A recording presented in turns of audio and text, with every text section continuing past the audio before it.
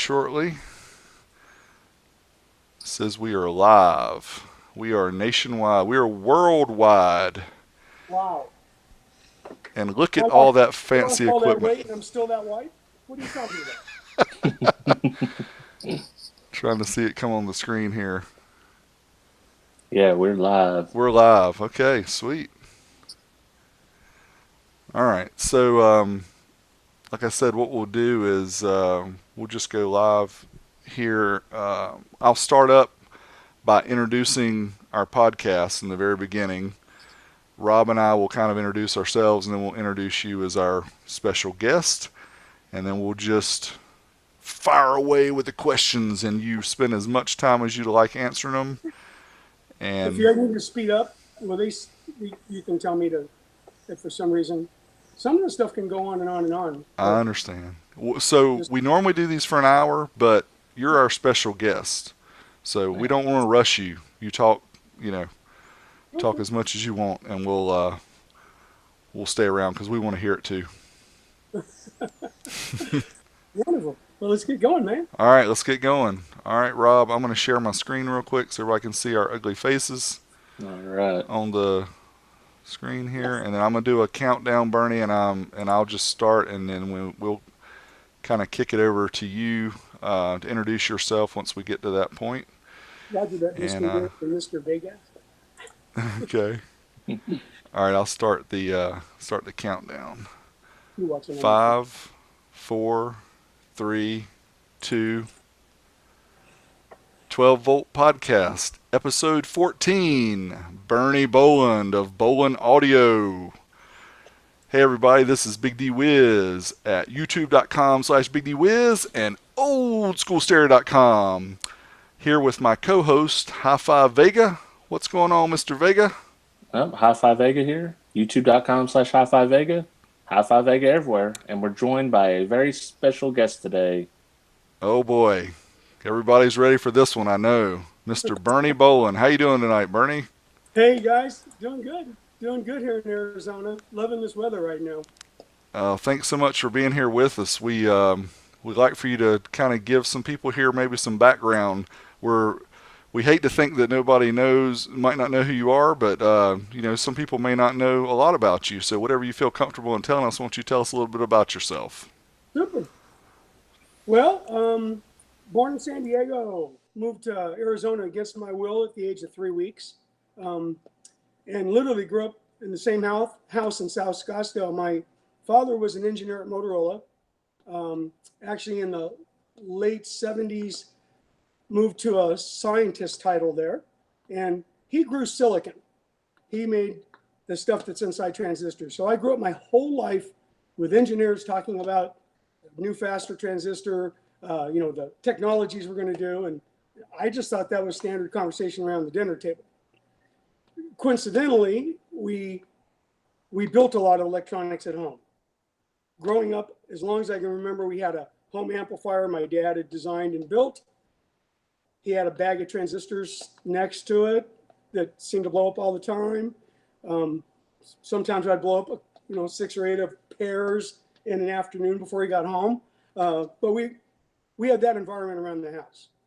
And I grew up hobbying electronics since I can remember. In fact, I developed very good soldering skills at a very young age. We flew radio-controlled airplanes, and in the old days, you couldn't buy a good radio. You built your own radios.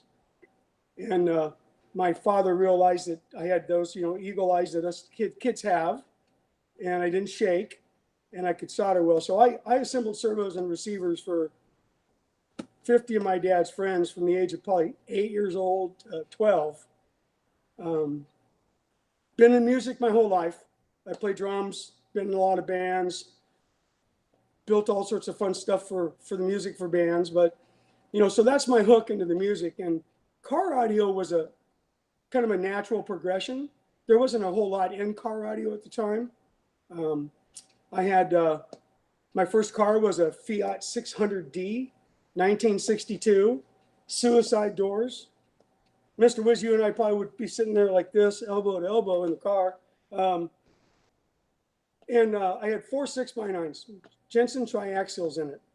and I had a Mecca AM FM 8-track. I think that's like the best thing I could afford at the time. Wasn't loud enough. So I built 4 mono amplifiers, one for each door. And this would have been like 76, 77. And that was my launch into car audio. After high school, I had a stereo store and had fun. We were doing fiberglass work, build outs, you know, the exotic stuff they're doing today. I was doing all that back then in Ferraris and Porsches and big boat systems. Well, I ended up running across a guy, and a lot of you people out there have been around, you'll know this name. I ran across a gentleman named Dick LeMay. Dick LeMay is the one name that very few people talk about that is literally probably the responsibility in big portions for precision power starting. So Dick LeMay had an assembly company in Tempe, and they assembled anything that anybody brought to them, standard contract manufacturer. And I was going through the summer, typical stereo store, and I was tired of working in the sweaty install bay. And I said, let me see if I can get a technician job somewhere. So I found this ad on the paper. I applied for it. I walked in and I get interviewed, and sitting in front of me is a PR250 board from Jim Fosgate. Next to it is a 72 megahertz dual conversion front end receiver from ProLine, which is Jim Fosgate, which I was a sponsored pilot for at the time. And I picked these things up. I said, wow, this is brand new. Where'd you get this from? I don't think they're even in the hobby shops yet. And he goes, you know about this stuff? And I said, oh yeah, and I fix these all the time. And so Dick LeMay and we hit it off from the business side immediately. I couldn't last but a few weeks there. It was a generic falling asleep assembly job. Basically, I was just doing all the tests. But what I did do is I built burn-in racks, test procedures, and I got to be pretty good friends with a gentleman named John France, right around the corner at a company at the time was called Fosgate still. They hadn't changed their name. The financial group, for those of you who don't know the whole history, bought Jim Fosgate's Fosgate Electronics out of bankruptcy court, and they moved it over to Tempe, and they kept a bunch of the old people. They ended up hiring Dick LeMay at Compass Assembly because it's the best assembly quality in records that they had after they acquired this shell. And at that time, I think Fosgate had about a 55% failure ratio. 100% assembly related, pretty much. So I ended up helping Dick LeMay out, burning racks, got him going. Got to where I was working quite a bit with Fosgate. Coincidentally, I built him show cars for a couple CESs. So Dick and I stay in touch, and we did all sorts of weird electronic stuff. And I go back to my store. Well, about 7 months later, I get a call from Dick. He goes, hey, I need you to come down here. Fosgate had turned their name to Rockford Fosgate, which I was in the meeting when that was generated. Kevin, I'm trying to remember Kevin's last name, not Campbell, the other Kevin. Anyways, he walked in and there was a typo on an envelope because they were on Rockford. In the old days where you type and the things didn't line up, and Rockford was kind of in front of Fosgate. And Jim had re-shown up doing his quadraphonic stuff. And now people were calling him for car audio. People were calling them for quadraphonic. It's time to change the name. And that's literally how the Rockford Fosgate name came about. Just for those of you that thought the street was named after them. Well, Dick LeMay calls me up. They had decided to change leadership at Fosgate. Will, I'm trying to remember Will Henry, Will's last name. He was the CEO functioning. Well, they let him go and brought in somebody else. And Will literally ran over to Dick LeMay and he goes, I have 500 dealers and let's build another amplifier and let's do this. And Dick never liked him very much. And as soon as he walked out the door, he called me. And this was May of 1980. So May 1980, I go over a visit. We sit down and he goes, hey, can you build a better amp than this? And, you know, I'm sure, I don't know, let's try. And we literally, a week later, we had the name figured out.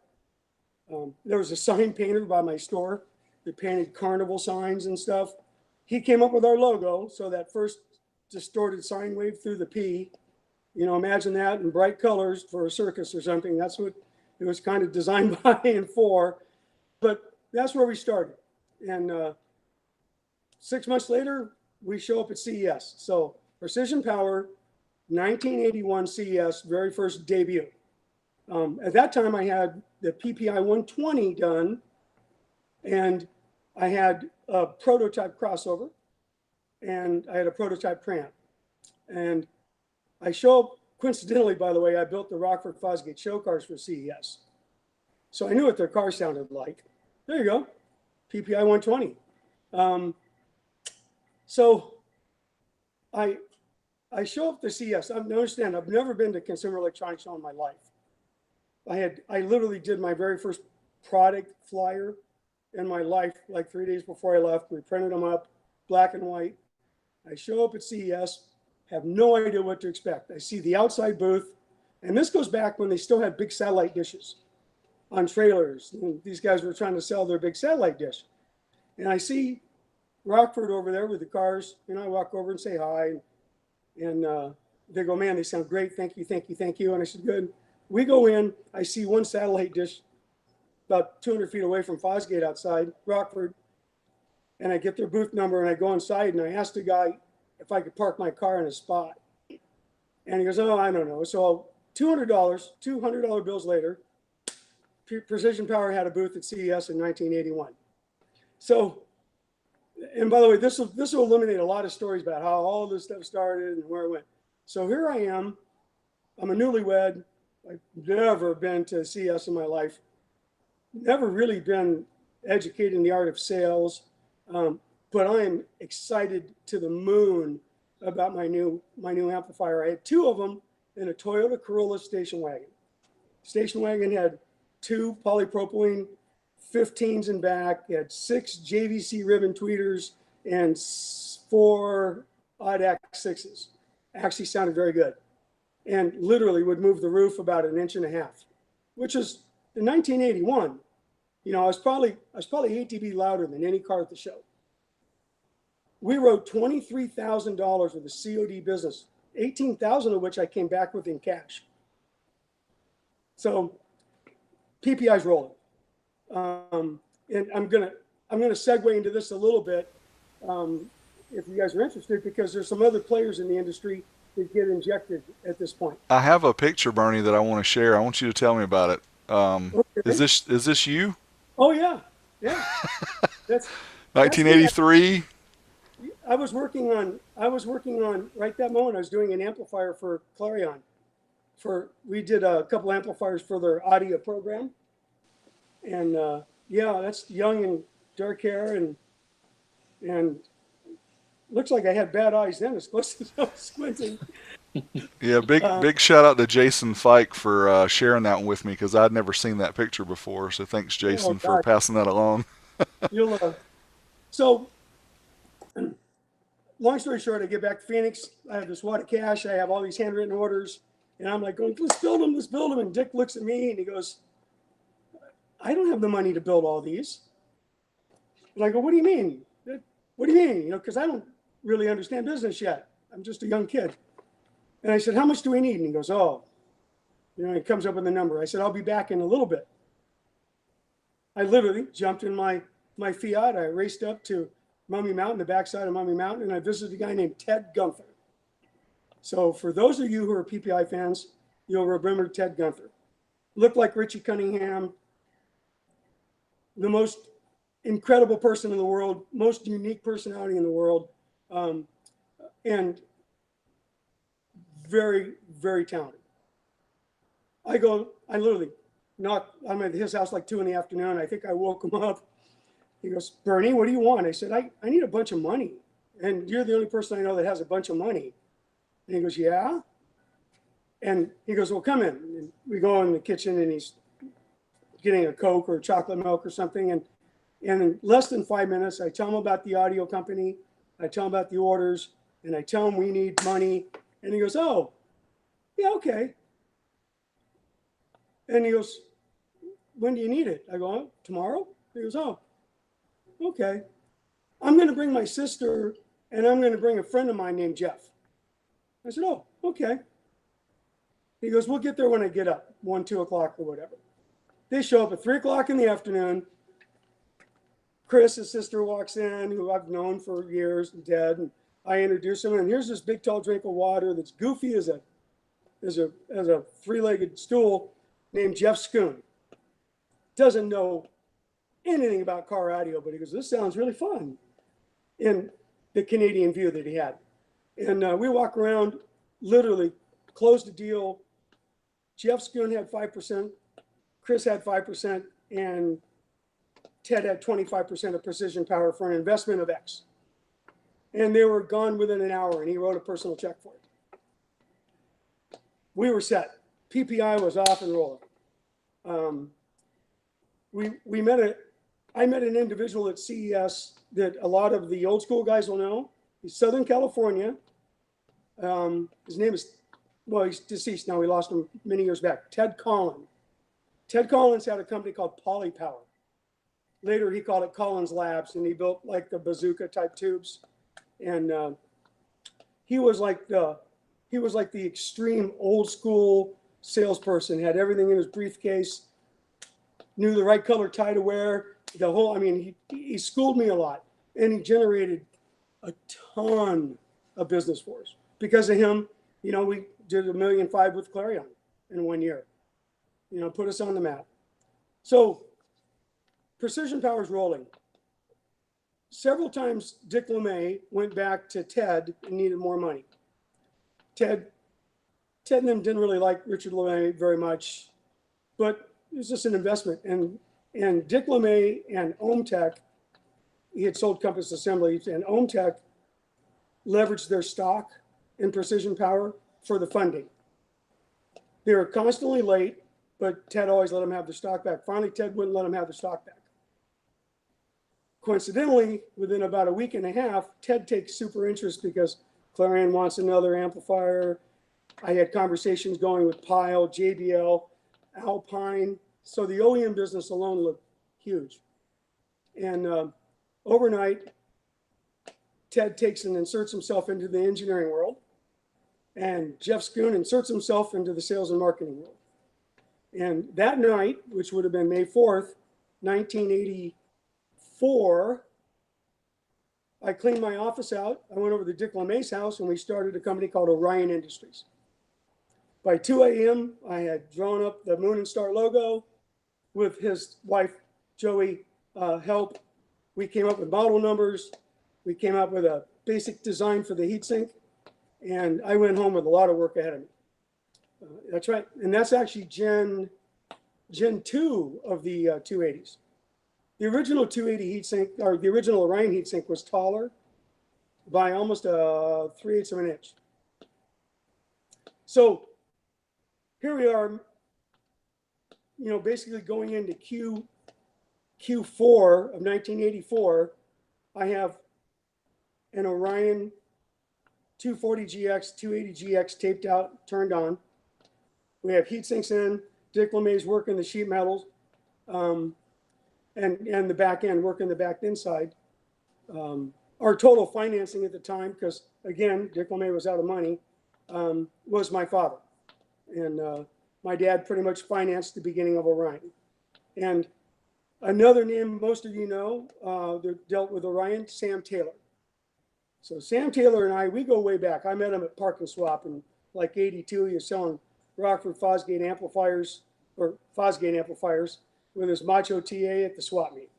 And we built systems together that were incredible through the years. And he was actually living with me when I left PPI, and he was in charge of sales at PPI for me.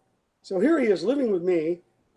And for those of you who don't remember, in June, we had another CES show in the old days. We had CES in Chicago. So here's Sam in Chicago, just getting the 3rd degree, right? I'm home working on new amps, and he's trying not to get killed by Jeff and Ted. Plus, he's still trying to do his job. Put him in a bit of a position, but he came back, and by the time we had the amplifiers ready, he joined Orion. And of course, everybody knows he was a huge part of the success model for Orion for a lot of years. So Orion's going, Dick LeMay's going, Ted and Jeff, they have Precision Power. They're doing it Ted's way. which was typically throw money at it and we'll figure it out. And it's a good model, by the way, if you've got that much money. And they built some incredible stuff. A very good friend of mine, the late Ole Moyer, for a few years, so Ole helped me in the beginning of PPI a little bit, and then he helped me with Orion and a little bit, and he'd become good friends with Ted and Jeff. They went, they'd go to the Colorado. Most people drift to Colorado. They'd take a rubber boat and go upriver. Crazy stuff. And Ted liked the craziness of Ole, and so they became good friends. And Ole was the person responsible for, after I left, for pulling PPI together, and the M series amplifiers. The Power MOSFET was mainly Ole. I want to take and say Bruce showed up about that time, and there were a couple other key players, that have just drifted away from the industry that really carried them along. Ted decided he wanted to build speakers. You guys remember the flat piston PPI speakers? In the beginning, they're 6 dB quieter than everything else in the industry, and they blew up if you looked at them cross-eyed. And he stayed at it, and they made that speaker sound good, work good. And I think, I never followed the SPO. I think they actually owned the world record for a while with some van built in Arizona. Yeah, Alma Gates, man. Yeah. Bronco. And that was, I got to hear it a little bit at CES one year. But, so we grew apart. We were competitors. Orion took off like a cannon shot to the stars, as everybody knows. We hit it everywhere. And, the probably second CES, it was actually the very first CES, which would have been 85. Literally, I built a 83 Trans Am, my personal car, when I was at Precision Power. And the car sounded really good. And typical problems for amplifier guys is no matter what you show up with, oh yeah, I don't like 12-inch woofers. I use nothing but 10s. Well, I don't like 10s. I use nothing but 15s. You never have, it's a Ford, it's a Chevy. You never have the right deal. So I addressed that by taking all of our models in 5 configurations and putting them on our display booth, and then networking that back to the Trans Am with a rotary switch. So they could listen to the Trans Am with 1 240 or 1 280 or 240 and a 280 or 2 240s and 2 280s. And then, we built the system and they just roll through it, and it was a hit. I think we wrote close to $100,000 at CES with the business. Sam Taylor was signing up reps and dealers 12 hours a day for the first 3 years of that ride. It's crazy. And we got to do some fun stuff. So this takes me up to about 1990. PPI was on their deal. Orion, we're doing good. I had some opportunities come up. For personal reasons, we had the sale coming up. For those of you that followed it, we were selling the company to ADST in Canada. So I worked a deal with Mark Kopel, which is a name, by the way, that I don't think I've mentioned yet. Mark Kopel, let me back up. So when Dick LeMay sold Compass Assemblies and he opened up, when he sold his first assembly house and he opened the second assembly house up, OhmTech, he brought in a partner named Mark Kopel. The guy was from, I think, North Dakota or South Dakota, one of the Dakotas. Super hardworking guy. I mean, we're talking about the guy that's at work every day at 5 a.m., 5:15, his first cup of coffee is in his hand, and he never stops moving till the last person walked out the door every day. Mark kept the back end running of Orion, PPI and Orion, in an incredible manner. I mean, literally, he had his hands and feet on the ground across the board. Probably the sole largest person that was responsible for keeping the company going. I mean, sales are easy. We can all sell stuff. But if the stuff breaks and it didn't sound good or we couldn't ship, there's a problem. But so Dick and Mark were a good couple, and they did a really good job. So we have the sale coming up. I work a deal with Mark and Richard. I cash out. And I leave the car audio industry. Happy to be gone. And what year was that, Bernie? What year? 1990. 1990, okay. Yeah. And when I say I left the car audio industry, I was in a position, I retired. And I had started another little amplifier company called Wedge Power. I was playing around with, little modular, pretty cool concept. Didn't know if I wanted to finish it. It's more busy work, but I actually opened up a service center in Phoenix called Sun Valley Tech. And I sent a letter out to 350 friends that own retail stores and said, we're fixing out of warranty PPI and Orion amplifiers. Very first month, we did $40,000 in service. 3 people. And for about a year and a half, that was the model for me. I'd show up at work at 6 in the morning and we'd punch at 4, and we'd spend 100+ amplifiers a week doing service. But I treated them just like production. We'd come in, I'd identify the problem, I'd say shotgun, and they would literally take an output section, they replaced all 4 drivers, all 8 transistors. They knew how to sync them because they're all ex-Orion employees. And they looked like brand new when they're done. I'd troubleshoot them, they'd burn them in, we'd test them, pack them up and ship them. And that turned out to be a good little cash cow. And lots of people started doing it. And I started fixing like TVs and VCRs and warranty for Kenwood and Pioneer and things like that. And so that business grew, very successful. Turned it into a retail store, so I got to still get my hands dirty in car stereo. As much as I said I walked away from it, never left it. And built endless big systems for people in pretty much the Southwest. So my wife number 4, she didn't like the retail business. So I sold the retail business and took a job at a little company in the Northwest called Intel. In 1999, I literally understand. I've only lived in Arizona and I visited San Diego, right? I've traveled around the West Coast. I probably, for some reason, decided I wanted to call on Florida too, but I left the whole rest of the U.S. other than California and Arizona, New Mexico, and a little bit of Texas. I left the rest of that to Sam Taylor and team. So Sam Taylor, Alan J., Danny Kurlick, those guys were out there pounding it and doing a killer job.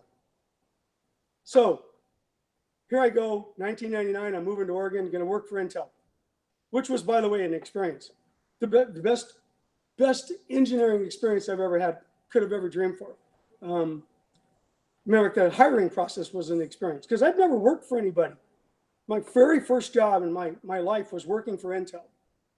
And growing up in Scottsdale, I had high school out of the way, little college. I spoke at Scottsdale Community College and at ASU 4 times a year because we were a very popular business. And this young guy came in with a show car and threw T-shirts at everybody and talked about how hard it was to start the business. What does it take? What do you need to know? And, for probably 8 years, I spoke at the colleges, which was fun. First thing they'd always tell me is make sure you don't tell them you don't have a degree.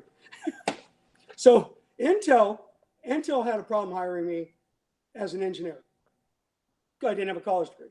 So they brought me in at a grade 38 technician at like $42 an hour, which ended up being a pretty good income. They moved me to an engineer within, I think, 6 or 8 months. And why was it Intel? Under the tutelage of a gentleman named Mike Stapleton.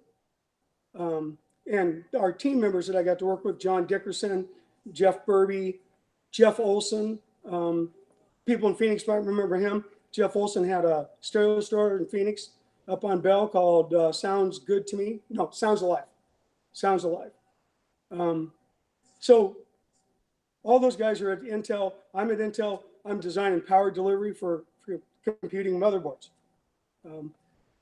Once I got my feet wet, I changed the whole world over there. So no, let's do this, let's do that.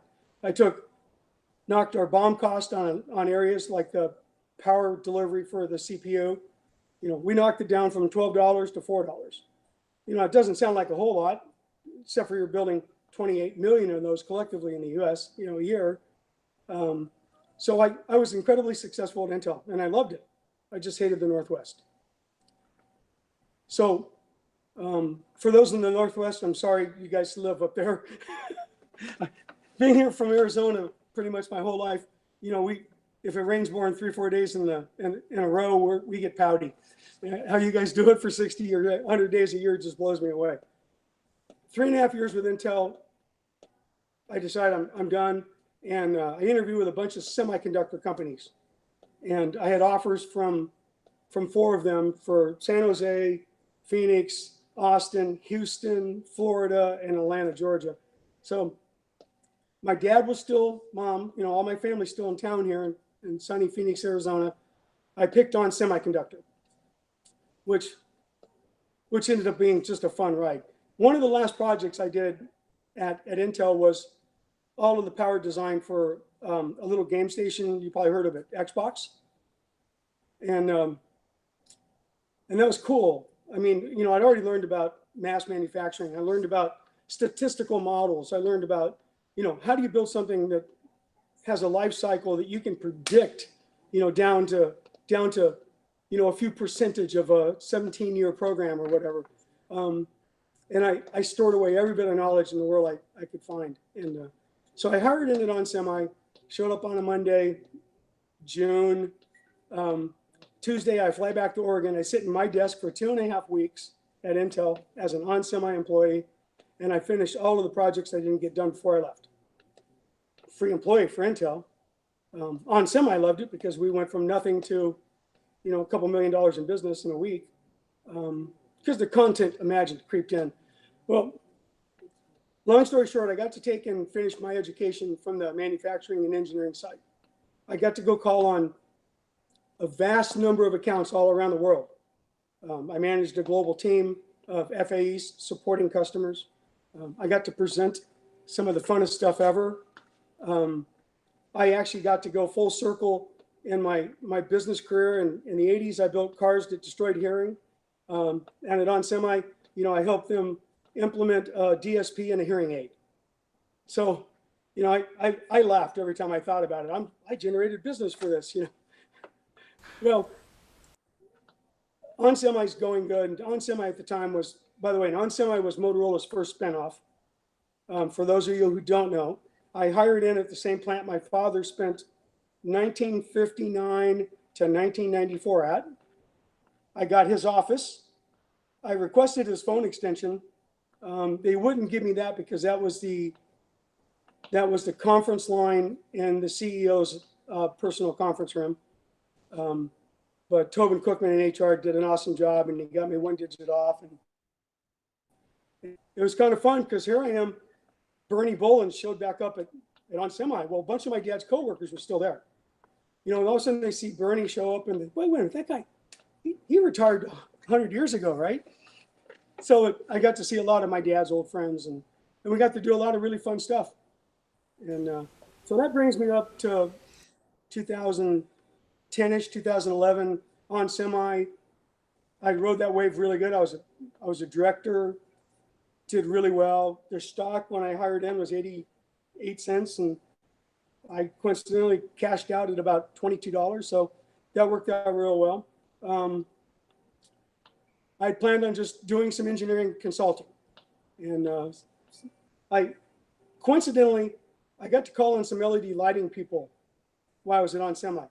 I called on every audio company I could think of, and everything at that time was already moved over to Asia. So there's very little influence we could do in the US. But the LED lighting really, really interested me. And there's a couple people that were making underwater LED lighting. And so that kind of held my interest. And I started doodling around, and I did my own design. Hadn't put it in production yet, just 3D modeled it, did the board designs, had it ready to go into production. And I get a call from a good friend, an ex-coworker from ON, and he goes, "You need to call this guy, he needs you." And I call this gentleman who's local, incredible digital power engineer named Jim Rhodes. And I go to work and I help him put a company together called Verdi Designs. And I helped him for about 1.5 years. And coincidentally, between onsemi and Verdi Designs, I spent 2.5 lifespans with Lloyd Ivy. That's 3 months for the people that have worked there. And we parted ways. And you know, I really enjoyed working with John, his son, who, by the way, for those who aren't watching it, is doing an outstanding job with my tech right now, running it for his family. So here I go. I'm done with Verdi Designs, and I'm going to just do engineering consultant. And I get talked into doing a LED lighting company. So for about 5 years, I had a company called Boland Technology. We sold thousands and thousands of lights. We still to this day have only had, I think, 8 or 12 lights out of 7,000 plus sold. Still building the exact same product. And in the meantime, I'm bored, totally bored. So I'm repairing some amplifiers for friends. And I run across a guy in Southern California we chatted on Facebook and everything a few times. Well, basically we get talking about it. I lose a bet, standard bet's $1. So I lose the bet and we start Boland Audio. And that's a couple years ago. So I think you wanted to take and kind of get the segue on how that goes, but that brings us kind of up to date on where we are.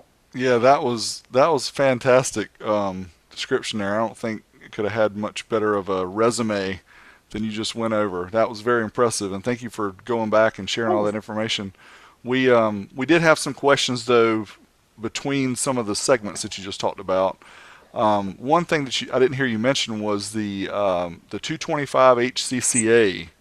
I'm sure you know that, even still today in the old school market and people who are into car audio, people that have been in car audio, that's always been kind of like the classic amplifier that was made. And I'm just curious about, why was the 225 HCCA made and why'd you make it red? Is there any reason behind that? Absolutely. And by the way, so this is going to dispel so many rumors and stories. You guys will probably appreciate this. So in 85, the car stereo competition really was just starting to bubble up and go. Rockford Fosgate was the biggest driver behind it. Coincidentally, the power categories were 45 watts, 90 watts, right? And then 275 or some other weird number. And locally, I'll mention a name that everybody knows. I haven't talked to him in many years, and I don't think he likes me very much, but I wish him well. Ron Trout owned the sales effort for Rockford Fosgate in our area, Tempe, Arizona, whatever. So Ron and we butted heads at these contests. And I said, come on, everybody builds a 50-watt amplifier. Move the category to 50 and 100. He goes, no, we're happy right here. I said, okay.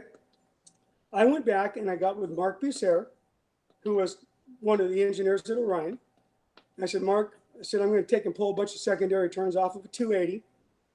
I'm going to take and drop the output power to 10 volts RMS, actually like 9.6 volts RMS.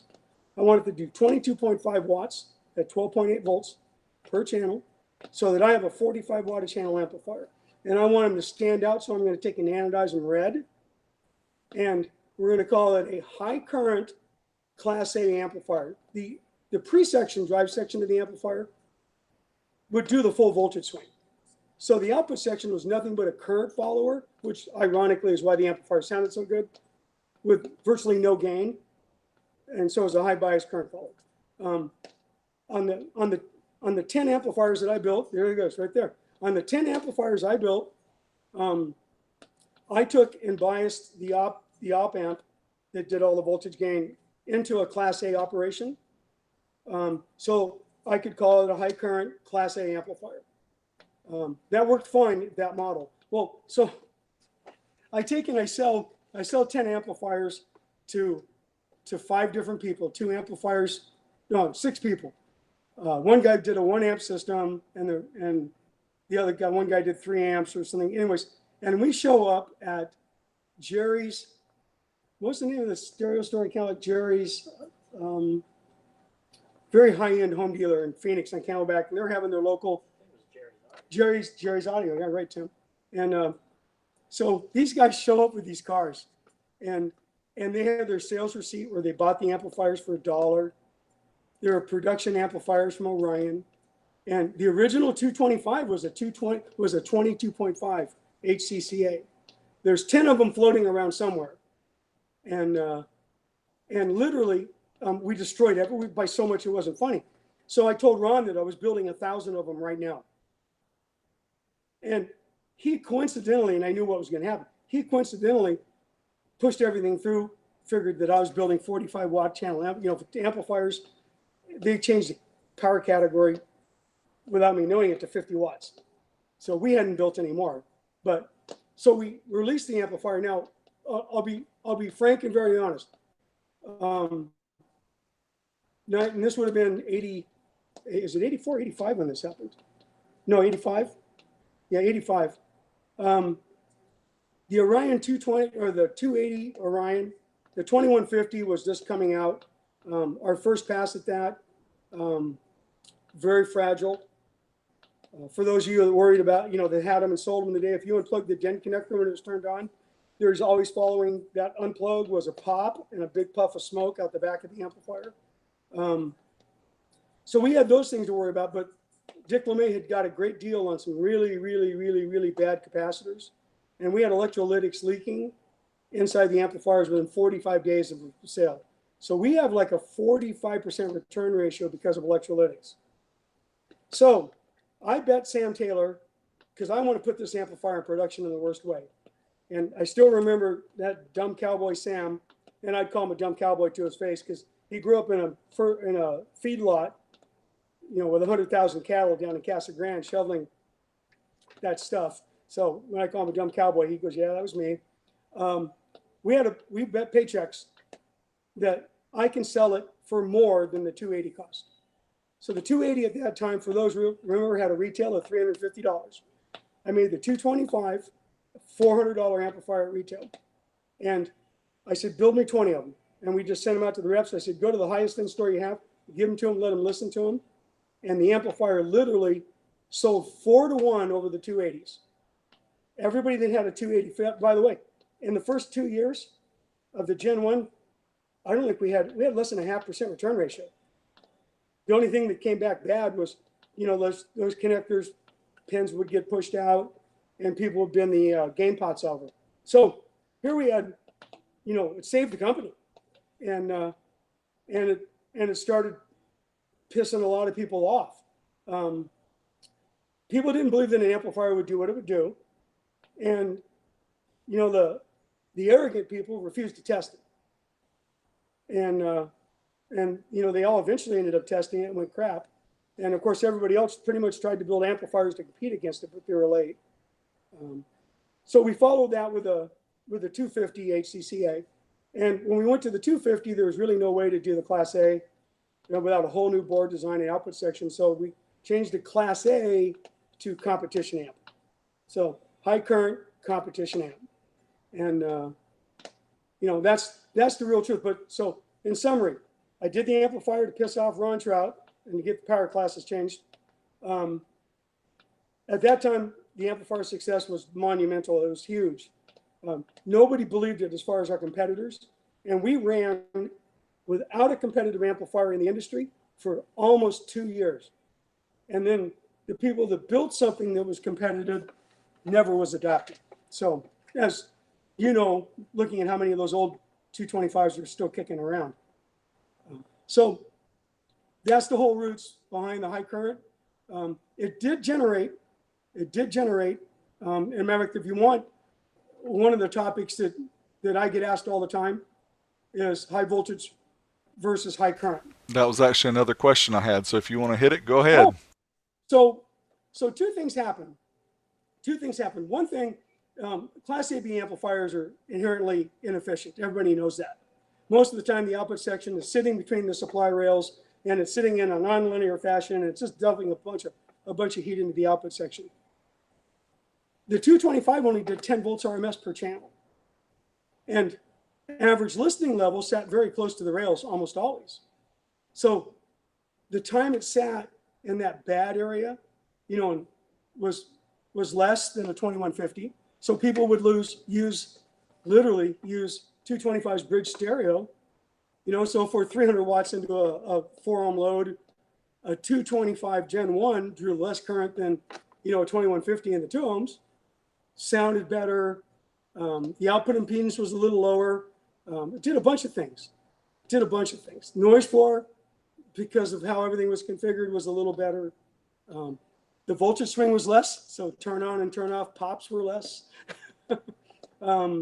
So there was that benefit. But talking a bit more about that, in today's car audio world as we know it, I mean, it's turned in the inverse function that we became successful at. When we did the 225, we would go into a store, and of course at that time I was working with a gentleman named George Wu. He had a company called SJA Loudspeakers. He'd bought it from Sam J. Abernathy. And Sam and I, we went way back. And so Sam said, yeah, work with my partner, George. And I was designing and coming up with the very first Orion speakers. But we would go and say, hey, listen, sell a couple 225s. Two things happen. They don't blow up mids and tweeters. I don't care if you put 6 sets of Pioneer coaxials on it in a boat. The amplifier doesn't care. It runs cool. And they don't break them. And then put 4 woofers on it. And use 1.5-inch voice coil. Use woofers that are rated at 200 watts. You'll never break them. You know, so they'd run a whole bunch of woofers off the amplifier. And the amp would pound away. The woofers didn't break. The mids and tweeters didn't break. And the retailers saw just cubic dollars coming in. Instead of a $150 box they're building for 212s, they're doing a $300 box and they're selling 412s. And they didn't come back. They didn't come back. And that model was first discovered, in my opinion, the most effective implementation of smart business in car audio in the U.S. Was a gentleman named Warren Powers in Bakersfield, California. His store, he grew up as a salesman working for Tom. Tom and his brother had competing stores in Bakersfield. And Warren Powers owned Auto Sounds on Brundage Lane. And Warren, he got it. He figured it out. You know, he called me one day and he goes, why did you make it $400? Why didn't you make the 225 $700?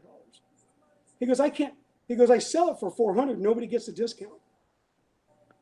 And because of Warren, by the way, we did the GS line, the gold amps. He goes, I got a customer. They own the vineyards for a little wine company called Corbel.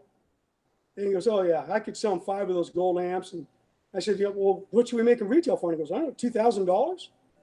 We're like, you're gone for a 280 in gold. You're done. By the way, that answers another question. That's how the GS series showed up. And I think we put $1,000 retail on it. We charged them $100 upside for the gold. So we understood the model.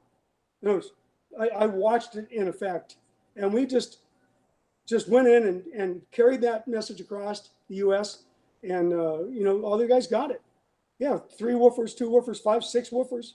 Some guys would run them in half home load bridge and put 4 fans on them, and I was always shocked to see how much energy you've pulled off some of them on your dyno. Yeah, one of my good friends, Jason Williams, has a mini pickup truck, and he's got 2 of the 225s, and one of them is running bridged at half an ohm on 4 15s. And it's funny when he takes it to shows, and the guys come up, how much power do you have in here? And he says, I've got 2 50-watt amps, and those guys are like, what? Yeah. But I actually have a video on my channel of his truck, and it's just really impressive. Those amps, you know, I'm sure they'll always go down in car audio history as, you know, just they'll always be one of the best ever made. Yeah. So that's very impressive. So I want to interject something here. 3 things. First thing, this is the greatest night of my life, and I have 2 kids. The second thing is the 225 changed my life. It got me into car audio. It's the whole reason I got into car audio. And the third thing is it's the all-time greatest amp. Definitive answer, not just my opinion. It's the all-time greatest amp. Don't at me. By the way, but thank you for. I mean, you know, that's a huge compliment. I mean, the Gen 2 amplifiers. You know, we went away from a self-oscillating supply. The original Orion PPI amplifiers were self-oscillating supply that between me and Oli Moyer and Mark Bucer, you know, had that thing working just wonderful. Wasn't scalable. The original 2150 GX was an example. I mean, it, you know, did rated power, really delicate. No bold robustness like the 225. So that drove Orion into a change. By the way, the very best regulating power supply I've ever been involved with ever is the 225 Gen 1, self-oscillating. Better than 0.5% regulation. I mean, incredible. And no, it also had its problems, but if you stayed away from the fireball you could generate if you did something silly, it was a good deal. So yeah, that's excellent. So Bernie, I don't want to cut you off, but I think we can stay on a little after and answer some of the more old school questions, but we can go on now and start talking about your newer amps, if you're good with that. That'd be fun. Okay. So, Boland Audio. Yes, Boland Audio. So tell us about Boland Audio and what you've. It looks like maybe it was 2016 or so. Is that when you started up, or late 2015? Started at Thanksgiving time. It's 15. 15. We showed at CES 16. We didn't go to CES in 17. I set the bar pretty high. I lost another bet, and that's how Boland Audio showed up. But we did some. I say we. I have a team of a couple people that are key people that are friends, have been with me for a long time, and I'm going to keep using that word we because everything at Boland Audio is done as a team effort. So what you see right there, by the way, that last picture, that is we referred to that as our. Originally, we referred to it as our O sync. One of the things that people find funny is that I designed about 17 heat sinks when I was between Precision Power and Orion. And we used the same extruder across town. And I'd go over with toilet paper drawings and they'd fix them up and we'd get down to it and we'd buy them. And when I sold my stock to Mark and Dick LeMay, they said, well, we need you to sign these things off. I said, no, you don't. Use them. I'm not going to do anything with them. And so there's a huge list of things that I had designed that I technically could own. And this heatsink design was one of them. And we knew that when we launched, and understand that Boland Audio was launched with design targets so far out of the car audio realm. And we're talking design targets that sit in with $100,000. D'Agostino amplifiers locally. I put our amplifier next to his in our audio room, and you can A/B back and forth, and a lot of people don't know which one to pick.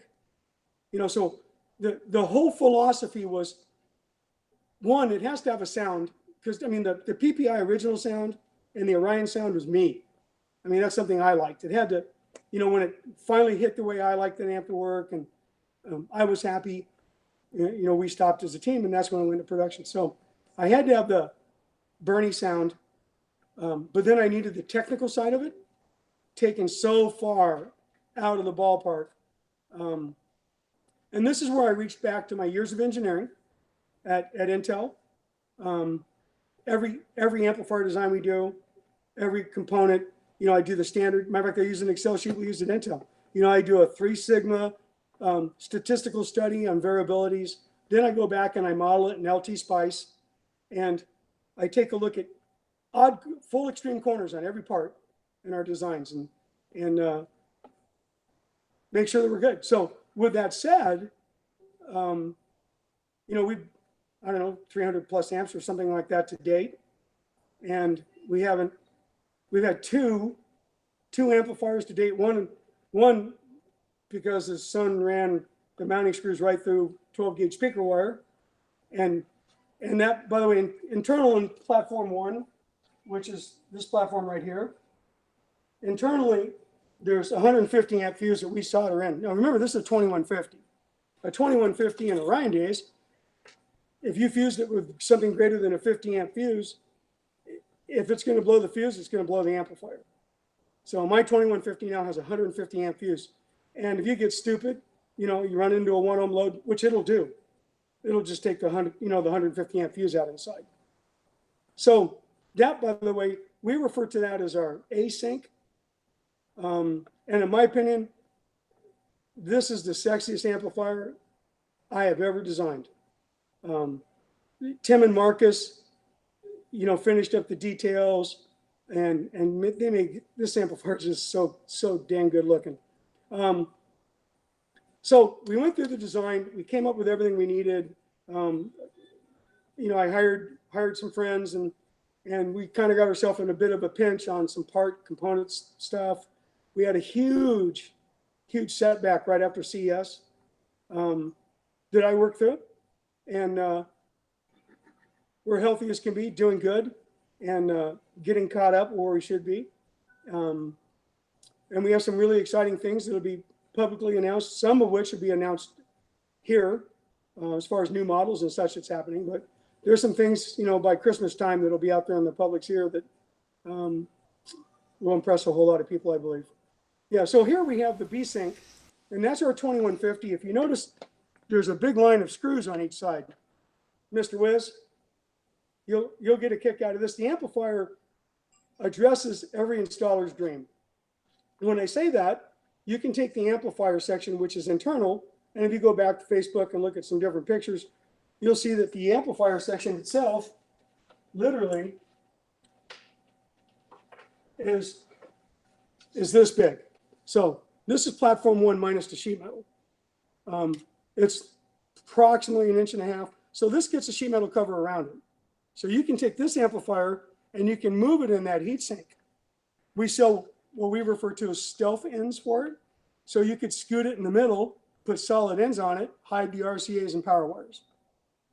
Now, the best thing about this, and remember I'm an installer by nature, is the amplifier can be turned around in the heatsink, because we know how they're going to make the logo and the reading is going to be. Inherently we all do the cars with the power wire and RCAs on the wrong side. So the amplifier has to be staring at you upside down. So on those chassis, you can flip them around. You can make it register anyway. Neat deal. The 2150, like an Orion SX, you've tested plenty of those, or GX. That's a 16-inch piece of heatsink. This platform is 16 inches, same size as the 2150 of the old school. The problem being is that we do almost 3x the power. That's why you have the 24-inch heatsink. And, size matters. We know that. I have to say that they are gorgeous. I can't decide which design I like better. I've seen the old version. I think it's the B, right? Because the A is the one with the fans built in. Yeah. I've seen that one in person, but I haven't seen the one that you like the most. But I can tell by the pictures that seeing it in person, it would be even more impressive. But I think the old school person in me still likes the B design. But they're gorgeous amplifiers, and everybody who's got their hands on one has had very good things to say. I thank every one of them. You can't see the phones have been lighting up. They're muted back here, but the phones ring off the hook around here all the time now. And I thank everybody. We're really lucky you have so many just old school guys back there just willing to do it. And then when they get a taste of where we're at, they go, "Oh my God, how do we do this?" And anyways, we made some leaps and bounds. And I'm not the guy. And you guys watch me on Facebook. I don't bash anybody. Everybody builds great stuff. It's Ford, Chevy, Ferrari, Maserati, Vega, whatever. It's sorry about that, Mr. Vega, but you're lucky your last name got Pinto. Yeah, well, he prefers the Serwin. Yeah. I'm surprised he didn't name his son Serwin. I would have. Okay, I'm down with that. Well, anyways, the A-Sync. So let me kind of back up a little bit. So what we did is I wanted to pay a debt that I feel I had to the car audio industry, because I vacated the car audio industry on a snap of a finger overnight. I had some personal drug problems and everything back then, along with everybody in the 80s. Walked away from all that, and when we started this, I said I want to take and launch it. With my partner, I said I want to launch it through Facebook, and let's do a limited edition. I want to tool 2 heat sinks. I want to tool one that the Orion guys are going to be excited about. And I want a tool one, the PPI guys will go, hey, that's pretty good looking. And I wanted to come up, and this punch list was 140 lines in Excel of what my product had to do. With that said, I took on a monumental challenge with design numbers that are just unheard of. And we did it. We did it. And sonically, it exceeded my personal goals in ways I can't even explain. Because not too many people get to spend 8 months tuning an amplifier. I mean, listening to different cuts over and over, different types of speakers, different loads, and just dive in and be totally selfish and just soak it up and play. I'm blessed I still have good ears. I have no idea how, but I think wife number 5 says that I don't listen with them, but I have good ears. So I literally just raised the bar so high, and as you can see, people that play with them, the biggest thing I get a kick out of, I hated almost every amplifier that was ever built in the 80s. The noise floor. Come on, you had to have a preamp with a volume control, because if you left the volume up between tracks, it was there. And anyways, and I took extreme pains to make sure that doesn't happen on my product. And everybody refers to it as the Boland noise floor of nothing, the dark hole of no noise. And to validate this, we have, and you guys have heard about it on Facebook, we have the Sound Cube, a 10 foot by 10 foot by 10 foot acoustic room. It's 2 layers of 3/4 inch MDF all the way around on the inside, 3/4 inch MDF around the outside, blown solid walls, and then acoustic foam on the inside. I built 2 towers with 2 12s, 2 mids, and 2 tweeters, and the amplifiers outside. You literally, you go in the room, and you don't hear anything out here. It's a dead room. And we use that to evaluate the silliest of small things. Did you hear that? How she finished in the end? Well, hang on, I got, now I know how to make that go away. Part of the fun I get to play with now. But so the Boland audio product that exists today on Facebook, we refer to as the LE, limited edition products. We have the 2150 A and B. Then we have, for the people who want something a little smaller, I went ahead and did our 16-inch heatsink. I think Jay Ventura did a teardown document on it on Facebook, and we call that our SQ 2100. That ended up being my favorite sounding amplifier, still almost to this day. Everything hits the sweet spot. The most amount of capacitance for the locations I have. I'm right at the max voltage of the caps. Everything in the world works out. So there's 2 models in 3 footprints. SQ 2100 and the B sync, the O sync, like the Orion, the 2150 and the Orion sync, and the kind of artsy looking sync that appeased the PPI people. And then we had, in Bernie's fashion, I had to take and do a high current version of that. Yeah, there's the 2100. And part of, you'll see in a second, I'll show you where we're moving on to. Part of what we did different on the amplifier too is that for those of you who have touched and felt and handled one and looked at them, the mechanical design on these things are extremely cool. Billet, 100% billet ends.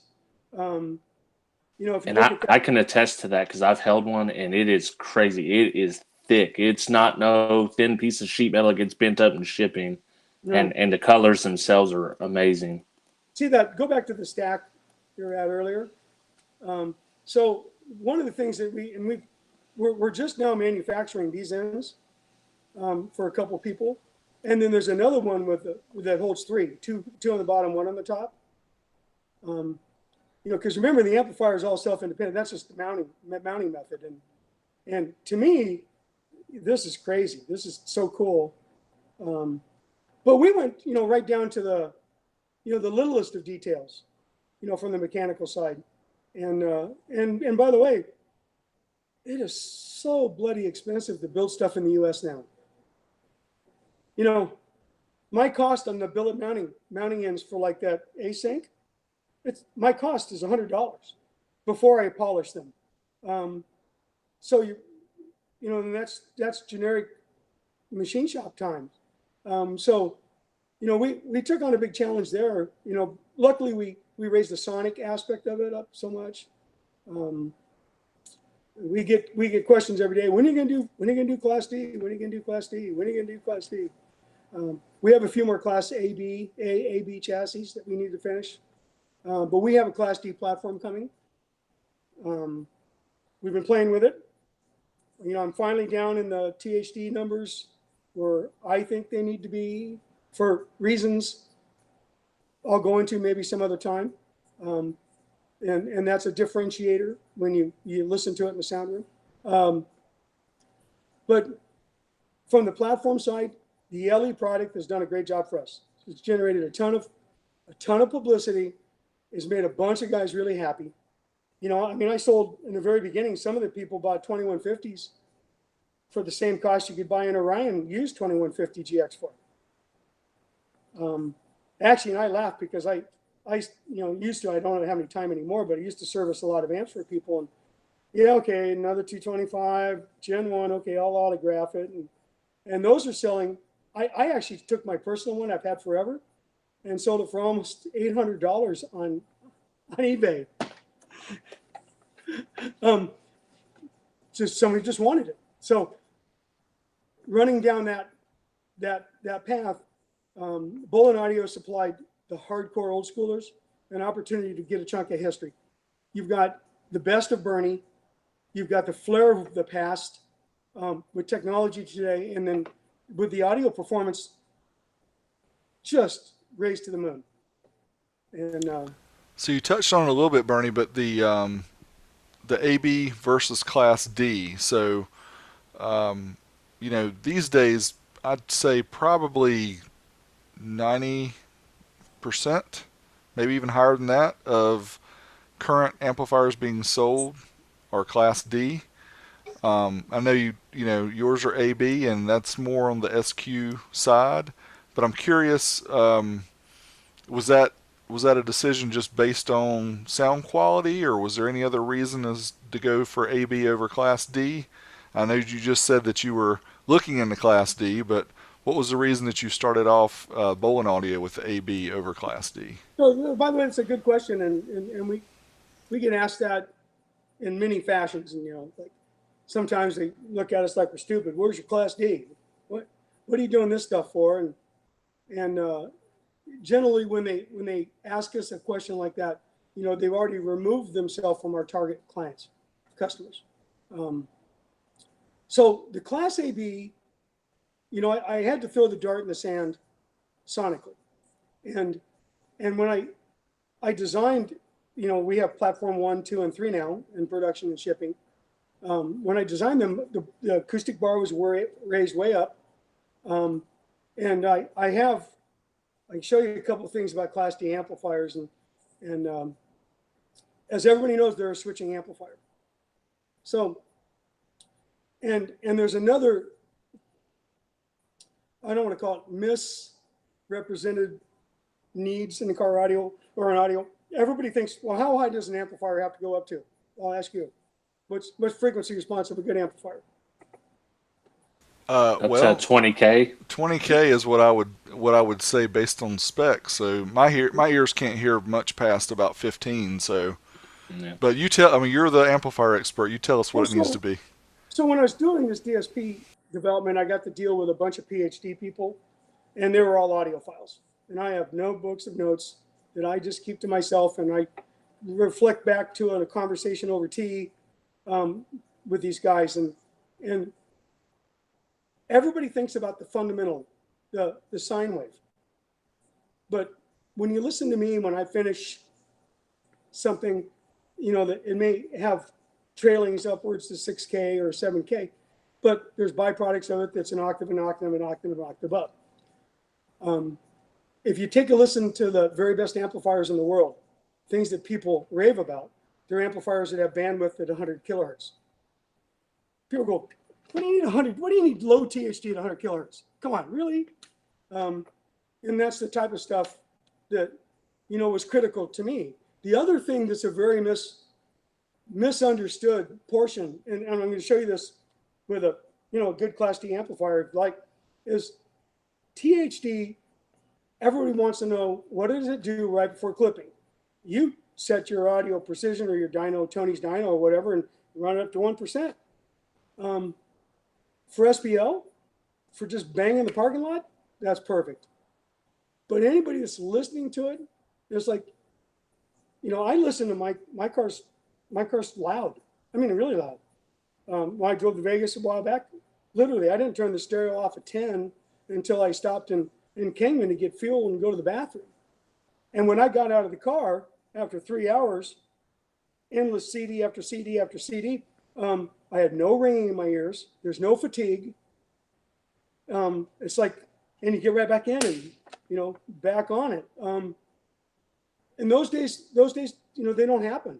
When you go spend $100,000 with a D'Agostino amplifier and you represent it with, a pair of like Morel Spot 6s or some, high-end, you've got something that'll rip your living room apart, and there's zero fatigue. And that's something that the 225s were just monumental at, and nobody wrapped their ears, no pun intended, around it. Why does that guy score? Why can we listen to that car all night long? And, I don't feel like I was at a Bon Jovi concert next to the towers, right? Or a Metallica, making it even more painful.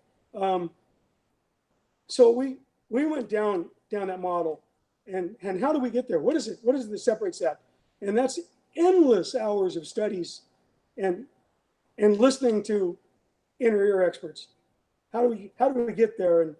And a lot of the guys that build beautiful amplifiers, I think they stumbled onto their secret sauce. I certainly did with the 225. Mark Bucer and I with the 225 stumbled onto it. When I left, they stopped listening to amplifiers pretty much in 1990, by the way. And as everybody saw, the Orion quality stayed up for a while, and then next thing you know, DEI bought them out of bankruptcy court. I think, and with PPI, ironically, both companies in the same purchase. So circling back on the deal, the whole Boland audio footprint, I had to throw the dart in the sand quality-wise. Not a Class D amplifier, Class AB amplifier. You always can go down the food chain. Once you're down there at Taco Bell, it's hard to take and be a Mastro Steakhouse again.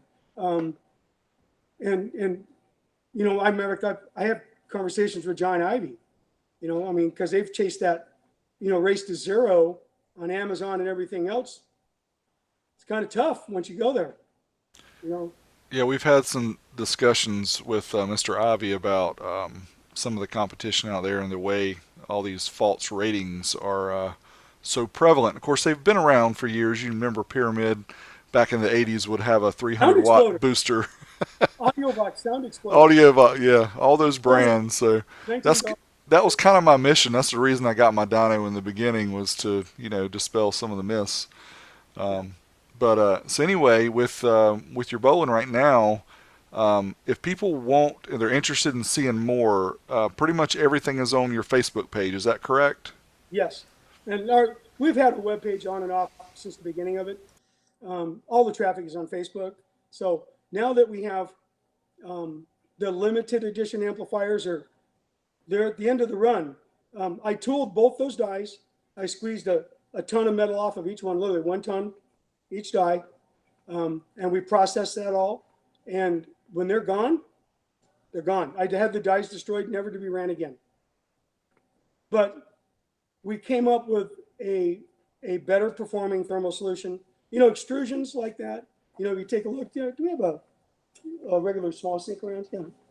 You take a look at a standard extrusion, whether it be our old Orion ones or a Rockford piece or whatever.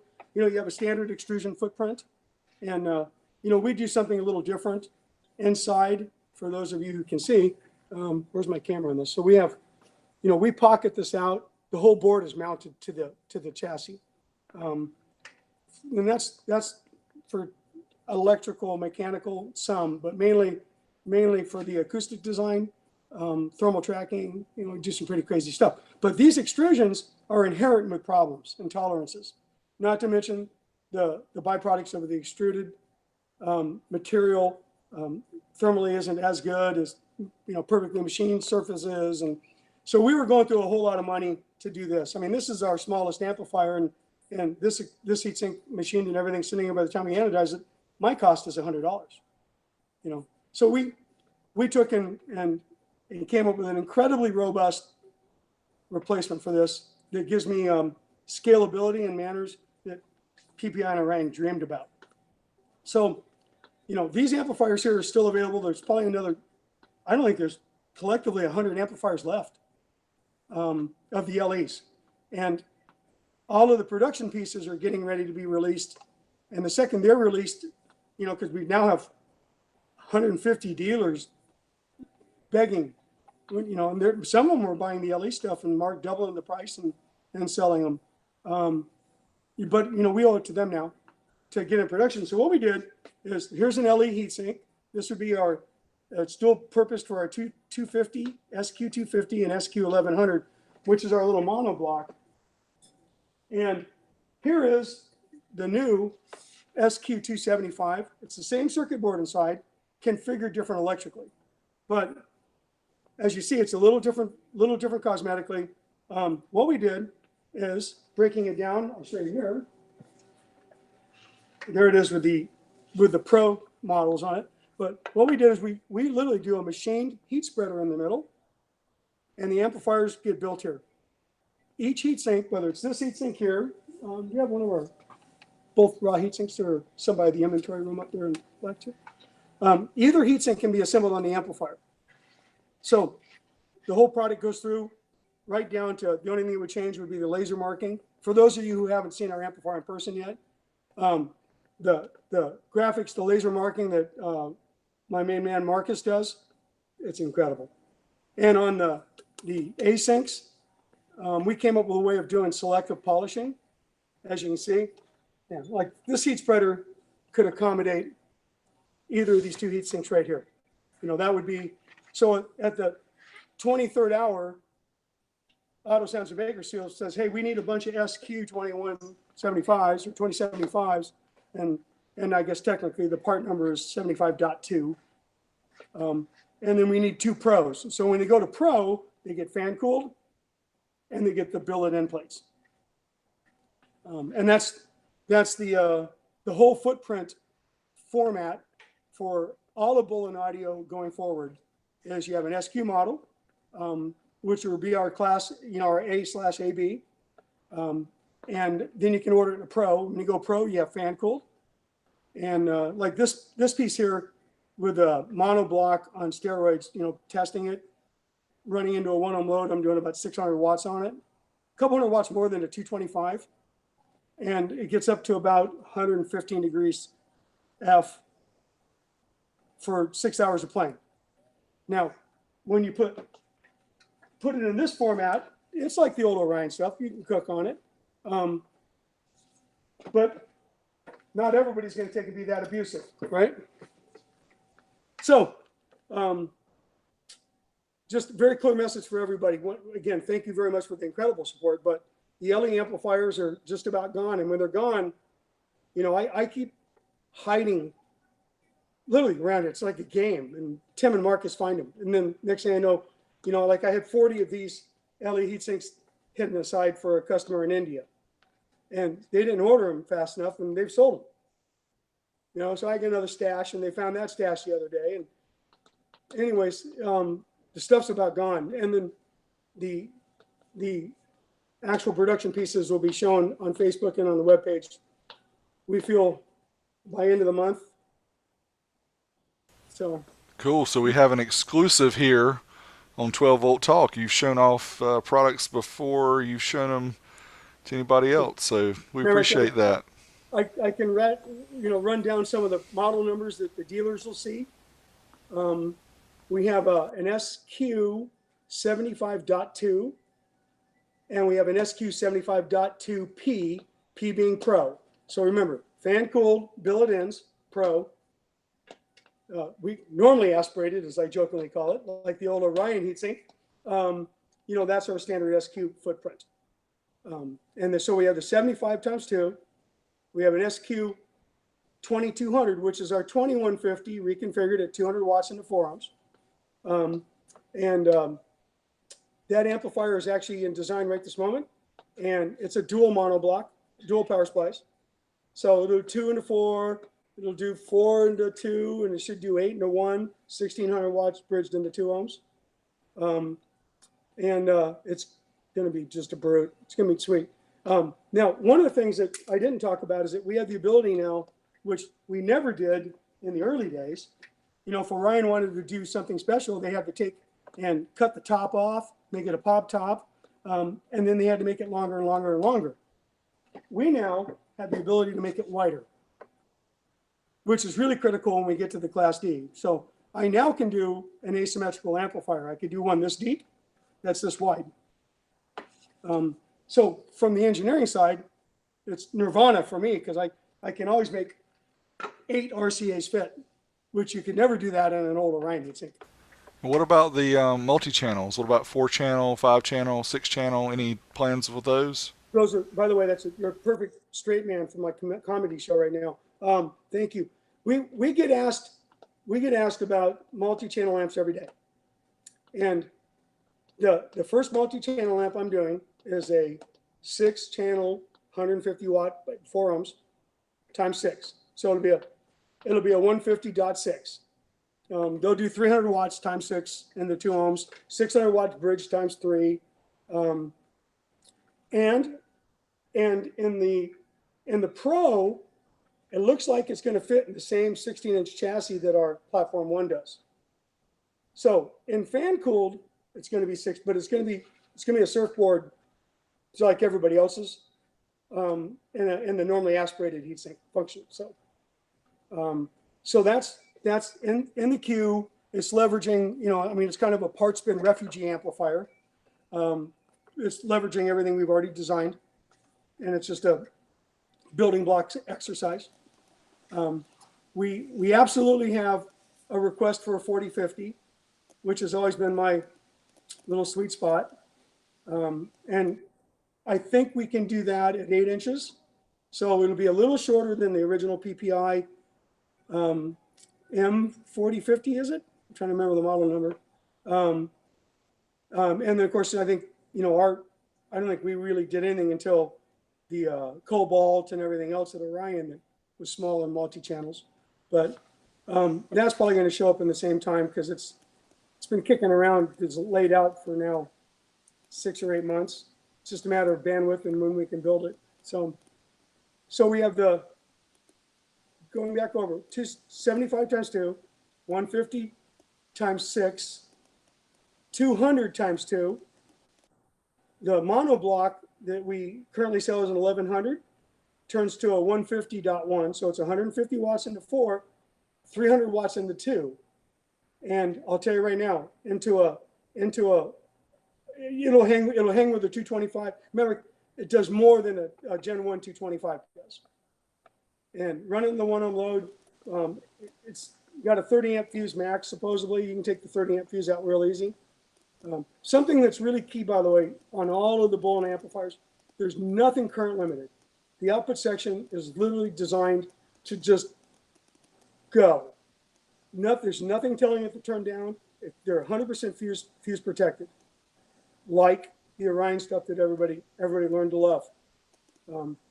What I'm trying to do is making sure that the biggest fuse you can put in there, it can break without hurting itself.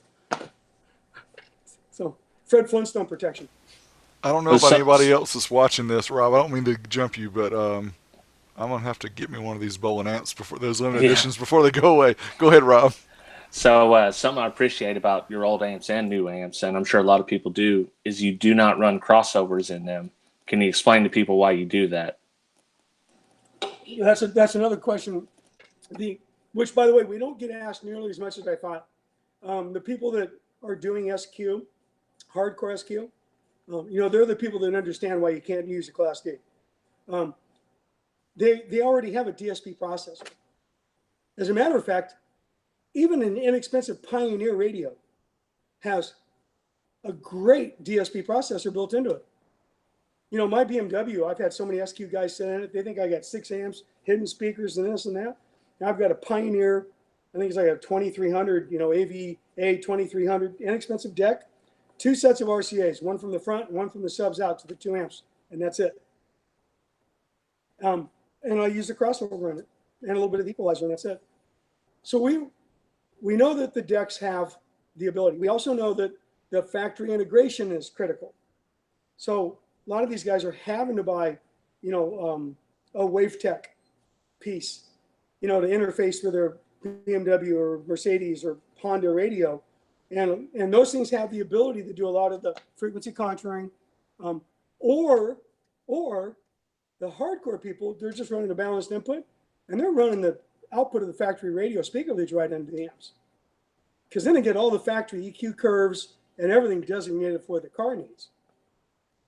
And generally, when you do that, there's of course no engine noise or any of that. But so I looked at the market a bit different. Our multi-channel amps, yeah, they're going to have crossovers. The 6-channel amp will be capable of being a 3-way.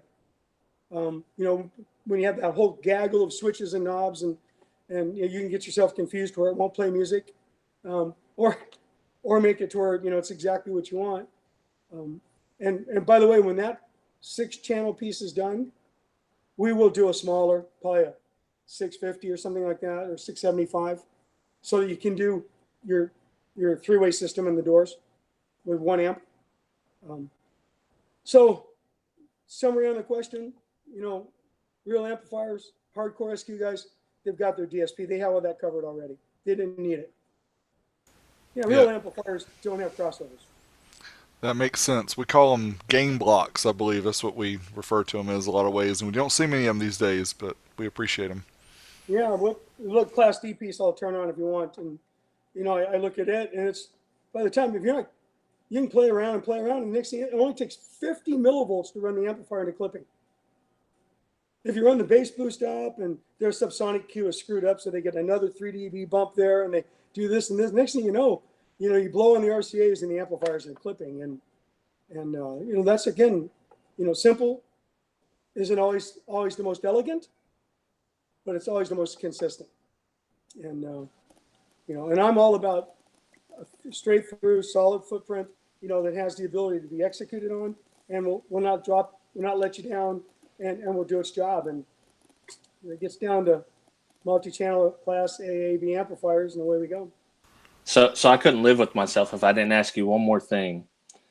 You might know a guy by the name of Richard Clark who says that you can't hear the difference between an amplifier if you're A/B testing blindfolded. What do you have to say about that? Well, his ears must be gone now.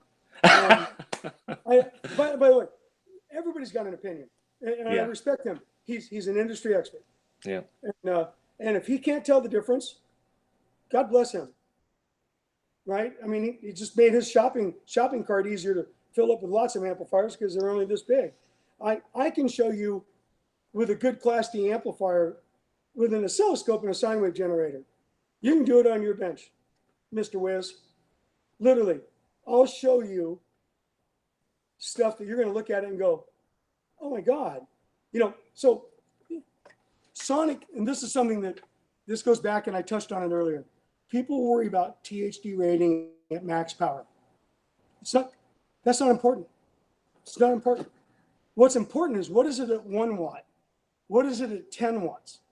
What is the sonic character? What is the signature of that amplifier in the areas? Because I don't care if you're listening to Metallica and there's a pass, where he's doing some crazy stuff on the guitar that's not crazy loud. You need to hear that resonance on the bridge. You need to hear, and that's not a clipping. That's the detail that the Class D amplifiers can't do unless they're switching it. The car audio guys, nobody's really doing anything crazy.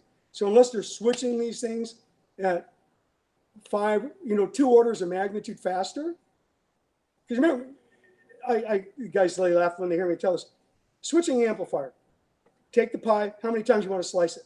The more times you slice it, the better the resolution. They pick some switching frequency, 40 kilohertz, 60 kilohertz, right?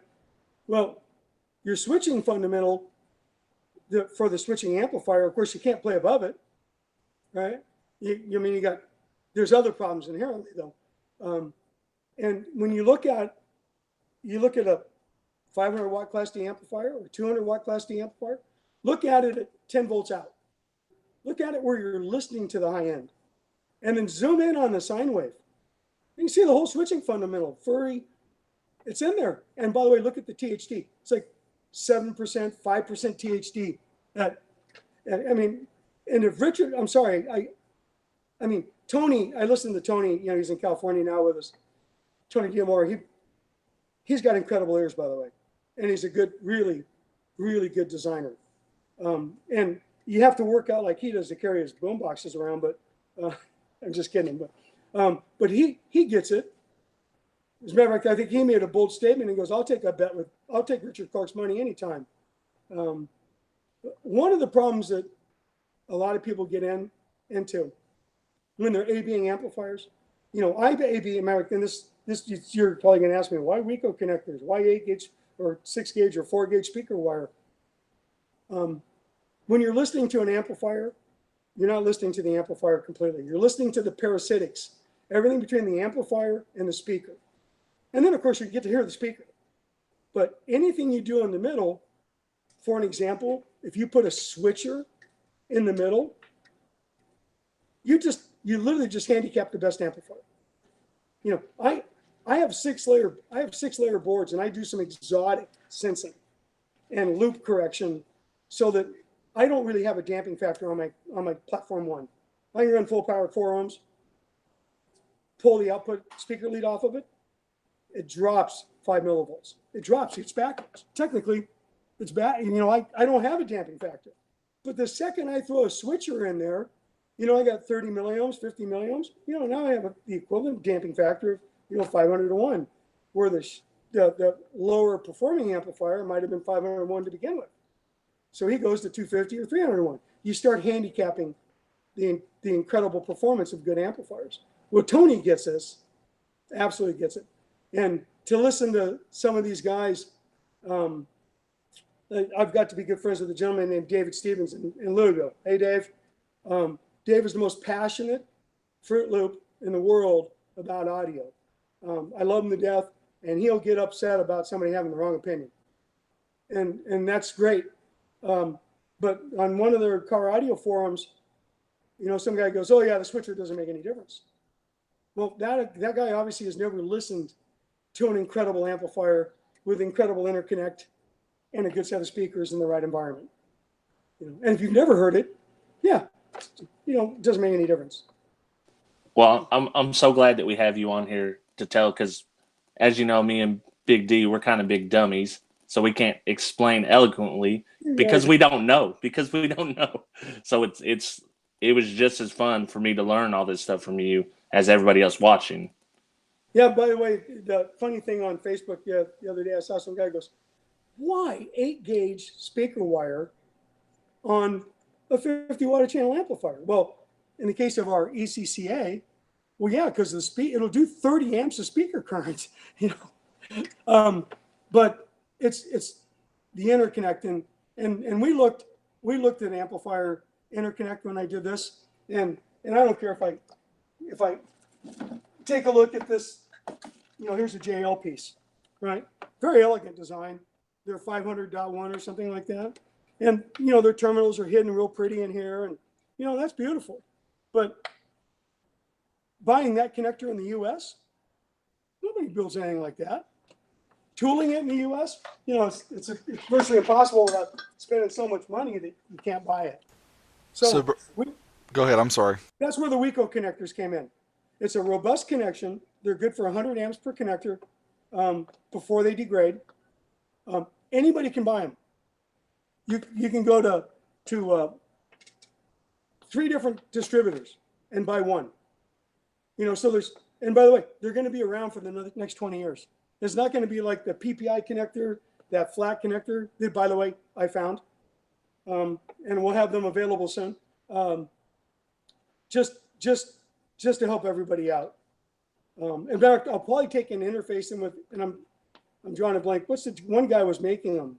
He came up with the connectors and he was doing them, 3D printing them, and I'm going to tell him where to buy them too, because he's built a little niche in business, and I don't want to disrupt that. But that was a connector, by the way, that was just horrific. It was awful, awful. You know, I mean, it was rated at 3 amps at 25 degrees C. What PPI amp is sitting at room temperature ever? You know, it's a 1 amp connector at 80 degrees C. You know, but it's similar to the connector that we did. You know, the old Molex connector at Orion. You know, it started out at 5 and downgraded. Have a good night. Well, Bernie, in appreciation of your time here, I greatly appreciate this time that you've provided us tonight, and I know we've gone a little beyond, and again, that's fine by us. By all means, we'd love to keep talking with you, but we do appreciate that you're a businessman and you have things to do. There is one other question I had about the gold amps. I think I heard there's some story that you might have about some of the Orion gold amps that you can tell us about. Trying to think. I mean, there's so many, by the way. I mean, we could do a whole segment if you ever want to about funny car audio, whether it's Drew Luther in Texas, or gosh, I'm trying to like, what's the young kid in Florida that does the music mixing, the bass tracks? You know, he has a van down there. It's all Orion now still. Not Danny, but I'm sorry, and I apologize. You know who I'm talking about? I think it is Danny, right? It might be. I met him. I drive up with Dan Kurlick to Miami. We figured, well, let's just start at the bottom. I'm in the Ford Aerostar, you know, which is lowered 4 inches because the stereo weighs that much. You know, it has 2012s done isobarically. So you see 10. It's got 13 2350 GSs. And then 3 GS 1000s in it. It's Fort Knox, you open it up. So I pulled into the very first store. Our rep at the time, he goes, yeah, these guys, they're shakers and movers. And we go down there, and I think Danny was like 15 or 16 or whatever back then. And we go out to the parking lot, and the owner comes out in his Ghostbuster shirt, which just dated the event. And he sits there, and I rock it hard, right? Next thing you know, there's 50 people. And I'm going, this is working. Now there's 100 people. Now there's 200 people. Now there's cars pulling up. People calling people, there's cars pulling up. Here comes the popo, as they call them now, right? So I'm with the remote, and I'm throttling down, you know, and he comes up and he goes, who owns this? I got it. I turned it off. And he goes, good. Get in the car and follow me. And I go, excuse me? I said, I'll turn it off. And he goes, no, you're going to get in the car and you're going to follow us. And I said, what? And he grabs me with the arm and he drags me away from the crowd. And he points out like people. And he goes, do you see those guys? You're going to leave here. They're going to follow you about 5 miles. They're going to pull you over with machine guns. They're going to take this silly boombox of yours. You don't bring something like this into Miami. These guys literally escorted us with 4 cars, almost 50 miles. And anyways, to this day, there's so many other stories that were just incredible. To this day, I had no idea. Remember, I'm an Arizona boy, so it kind of blew me away. But yeah, actually, I talked to Drew about one other story that really made me laugh, and it was something to do about a slingshot and oranges and billboards. Do you remember that one? You don't have to tell me. I have no idea what you're talking about. Okay, see, he said you might disown that one, but yeah, so, those are great. One thing, by the way, and I'd be happy to do another thing with you guys, because there's a bunch of history. How Lloyd Ivy got into the amplifier business, how Lloyd Ivy ended up coming to Phoenix. Because that was huge for Phoenix. I mean, they at their peak they came into with 1,200 employees or whatever, and my ex-brother-in-law Mike Shomish is still running that manufacturing floor today. Phoenix, John Ivy's got it loaded up, handful of new engineers, and I don't think he's focusing on consumer at all. But it's so nice to see that manufacturing thriving and running. But there used to be the balloon launchers. They were called wingers. I was very, very entertained by these. And so I bought like 144 gross of them. So all my friends had them, and yeah, I think I don't really know anything about any damage that ever happened, but yeah, there might have been a few oranges shot, and I did learn the hard way. I was again, being from Arizona, I was invited to a corn boil in Winslow, Illinois, with MTX, and I didn't even know what a corn boil was. Basically, they mow down a section in the cornfield. The corn's ready to eat. They roast a pig, and they party and they drink. Well, it was in the afternoon still, and I brought a bunch of wingers, and somebody made some slushy balloons, like almost frozen. Well, one of the sales guys that used to work for MTX, to nobody like Rod Boyer, he gets out of his car and he's walking over, and I'm going to nail him from about 50 yards. And I got two guys, and I'm aiming, and I let rip. And this guy's like a ninja. He, does the thing like in the movie, and goes like, and it misses him. And it just then a Suburban pulled up, and that's back with the cool graphics we used to do, hit it in the driver door. The window was down. It dented the door so deep it broke the window. And this guy just got done spending $4,000 on the graphics. And anyways, that was the last time I ever shot a water balloon at anybody. And Drew might have more stories, but I can't repeat them. Yeah. He said a lot of those have to stay inside, but those are all great. But we, again, greatly appreciate your time tonight, and hopefully we can get you on another time to talk some more stories. But I'd suggest everybody who's interested in looking at your new products check you out on Facebook for Boland Audio. And is it okay to give out your email address here? Sales at Boland Audio. Yeah, sales@bolandaudio.com. We'll leave that in the video description for the podcast. You're welcome to post the office number, 480-855-4321. Okay, great. All right. And that way they can get up with you if they want to get some of those limited edition amps before I get one, and they're gone. going to get them before us. Watch. They probably will. You're probably sold out already, Bernie. We had somebody order some pink amplifiers, and we have one extra one I was going to send you. Oh, yeah? That would fit right in with my bow that I was going to wear tonight, but couldn't find it. I didn't get the memo on the Bolo and the ties guys. It's okay.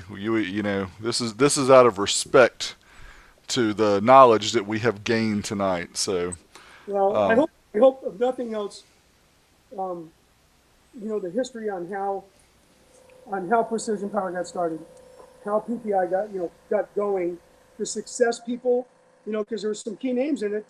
Ted Collins was monumental in the success of PPI. Dick LeMay, the one name that was in the background. If it wasn't for Dick and Mark Copel, PPI and Orion, regardless of what I and Sam Taylor had ever done, would be nothing. Those were the guys in the background, that made that everyday activity happen that had to happen. And then going forward, the death of Orion, which we didn't talk about, was ADST moving all the money they could to Canada. That was a planned destruction. And it worked. And they said, okay, we're done now. Let's walk away and sell it in bankruptcy court. And DEI bought it, and I don't think they did it much favors for a while. And the gentleman that owns it now, much respect to him. He's chasing a different dog. I think they're doing a pretty good job at what they're doing.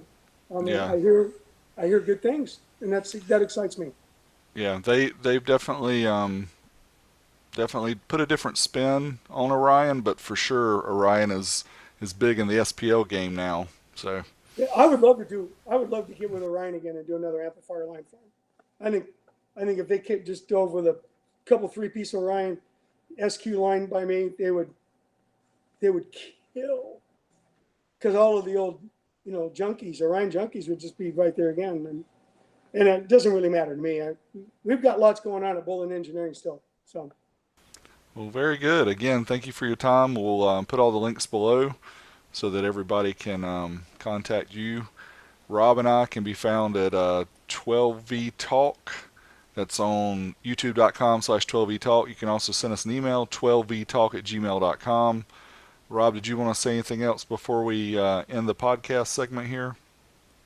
No, just that this has been amazing. It's been amazing so far, so it's awesome. It has, Bernie. We greatly appreciate your time, and I've been saving this story for you, BigDWiz. Thank you. No, because you've got the footprint for the enthusiast. And well, I think what you've been doing, it's just monumental for the industry. I'd love to take and participate somehow with you and take it to the next step that makes maybe some more sense. And we can talk about that anytime you want. Absolutely. That sounds And I great think to me. you got a community. Get Tony, get a few other guys. Yeah, it's great now with social media. We have the opportunity to reach a lot of people, so that's it's very exciting, and I would absolutely look forward to working with you with that.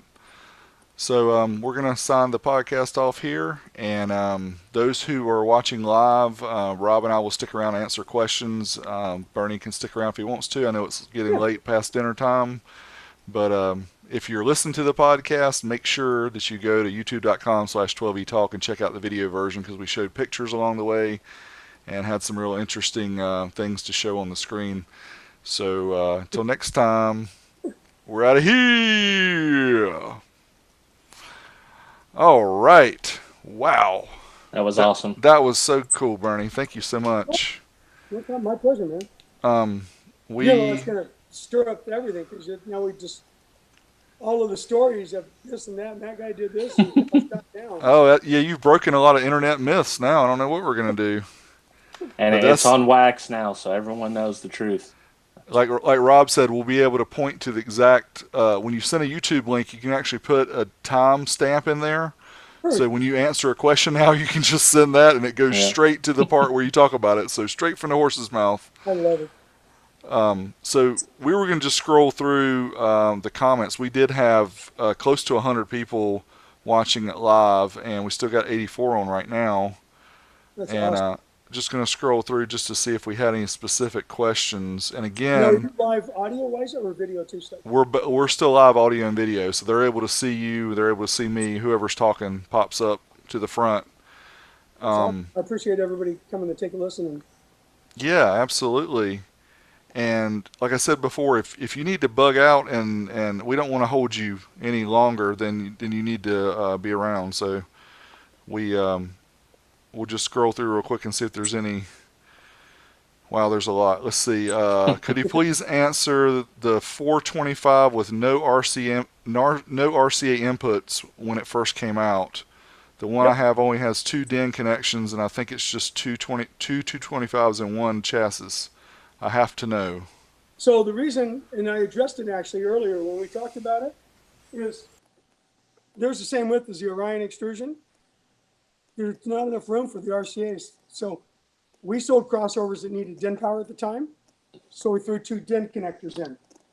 There's one input board on the 425, 4100, 2350.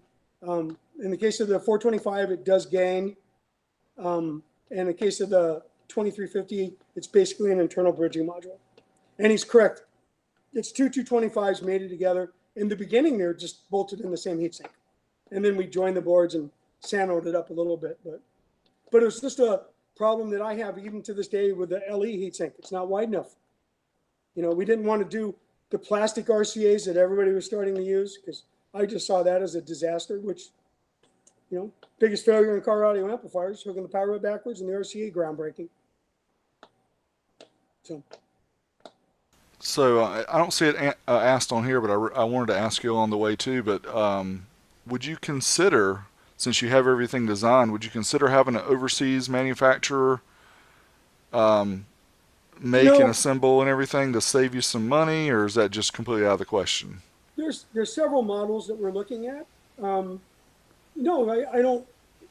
It doesn't follow our mission, because I mean, honestly, and I'm not a Trump fan, but I'm a pro-America fan, and the fact being is that,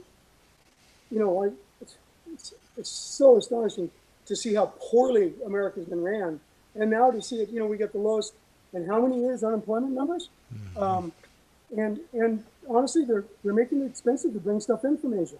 So that gap between us and them is getting closed.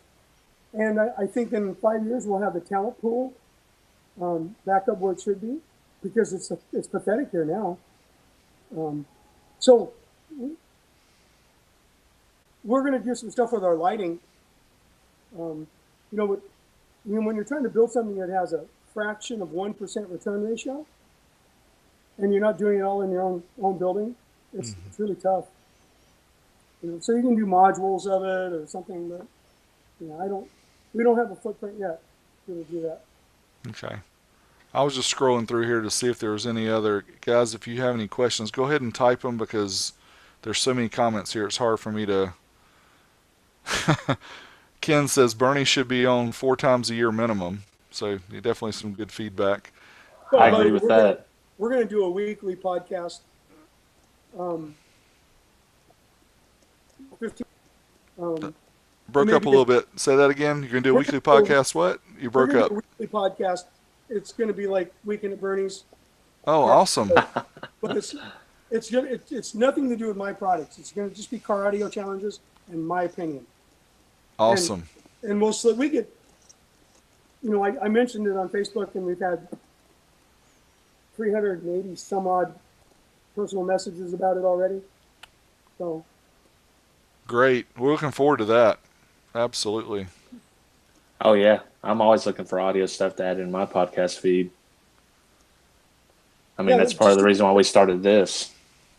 It's so funny because the fundamentals of car audio, they haven't changed. Yeah. All we've done is diced it up and found ways to cheat it. And nobody even thinks about the fundamentals. And there's some really simple stuff that I see people just don't even know about these days. So. Yeah, and that's so cool that you were an installer back in the day. I knew nothing about that. That's awesome. I built my BMW and, all of the Orion cars. Sam built his own vans. I built my own vans, built my own cars. Because that's what we are. I mean, I love being able to get in the shop and get dirty and work on cars. And, that's my event. I get to check out. This is a little awesome. That's fun. Yeah, we're getting a lot of positive comments. Just like we said, thank you, Mr. Boland, for your time and contributions to this lifestyle. And let's see. You got to read a little hate mail too, though. Right? I didn't see any. I'm scrolling through. I don't see any hate mail. Well, it looks like David Stevens is trolling you a little bit. Oh, he is. You can block him.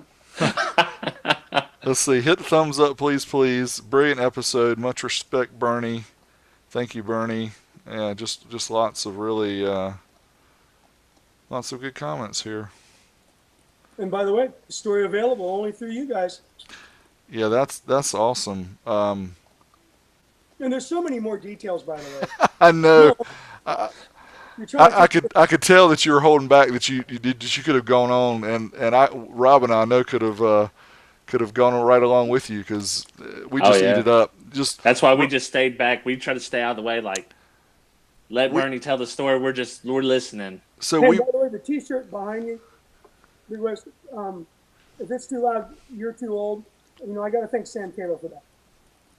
I mean, he dug that up, and then Dick LeMay's wife, Joey, she came up with the idea of our little. I don't know if you remember you probably still have some the little stickers we had looked like an amplifier in chrome and black.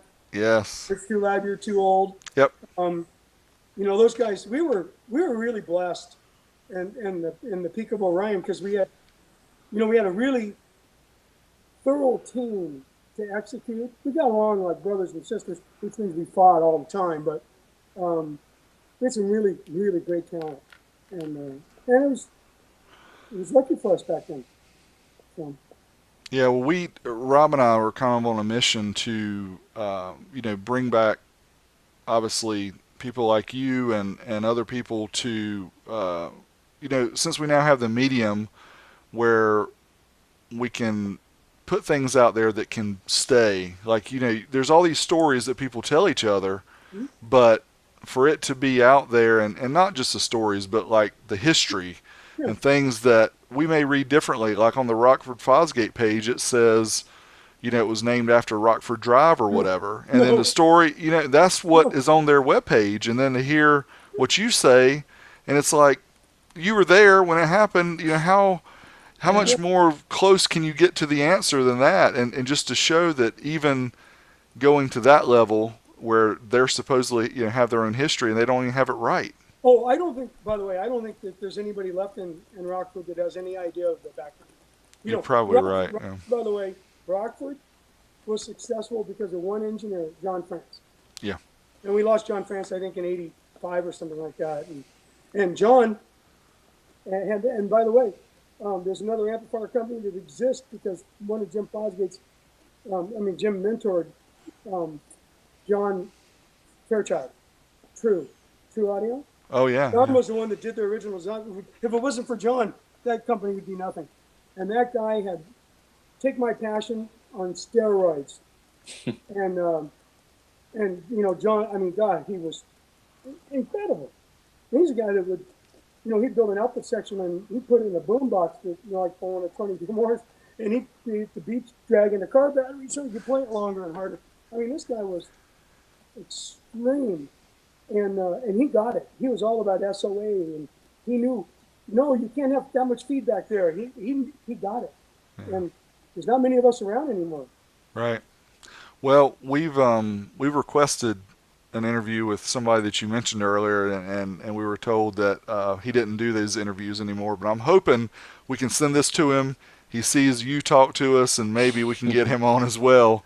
But yeah, again, thanks so much, Bernie. What's that? You're talking about, are we friends? You mentioned him at the very beginning when you were talking about the radio controls and the name before it got changed. That's awesome. That's a shame. By the way, talk to his daughter. She'll make it happen. Okay. Yeah. I don't know if he remembers me, but.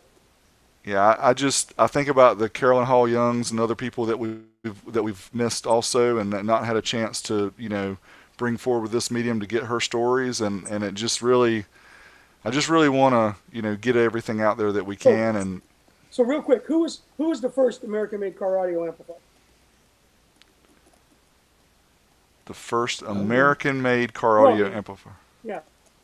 So, 1973, the PR 7000 by Jim Fosgate. 3500 was first, but.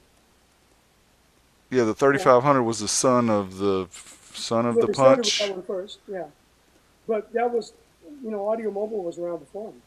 And before that, there was another amplifier called Precision Dynamics or something like that. And it was a little IC amplifier that stimulated. And then you had Spectron. Yes. The original. So you had those coming around, but the guy you need to talk about and you need to see him get on the horn would be an incredible. I would take and have to listen is Rich Coe. Yes. Rich Coe, if you take a look at the guys that made car audio, what did this say? He was out of everybody that's around, he's the last person that I looked up to that motivated me to want to go do this was Rich. You had, Robert Zeff, Stephen Mance. Stephen Mance was just moving to the U.S. Stephen Mance is the original amplifiers. Lucas. His partner was the one that did all the great sound work. And, Lucas and Stephen had a falling out. I don't know what happened to Lucas. And then Stephen did his thing. And Zapco went through times. And, Robert Zeff's still doing some stuff with Arc, I think. And Bobby Chu and from Ultimate. And, so there's a few. You have Robert Zeff, Stephen Mance, myself, Rich Coe.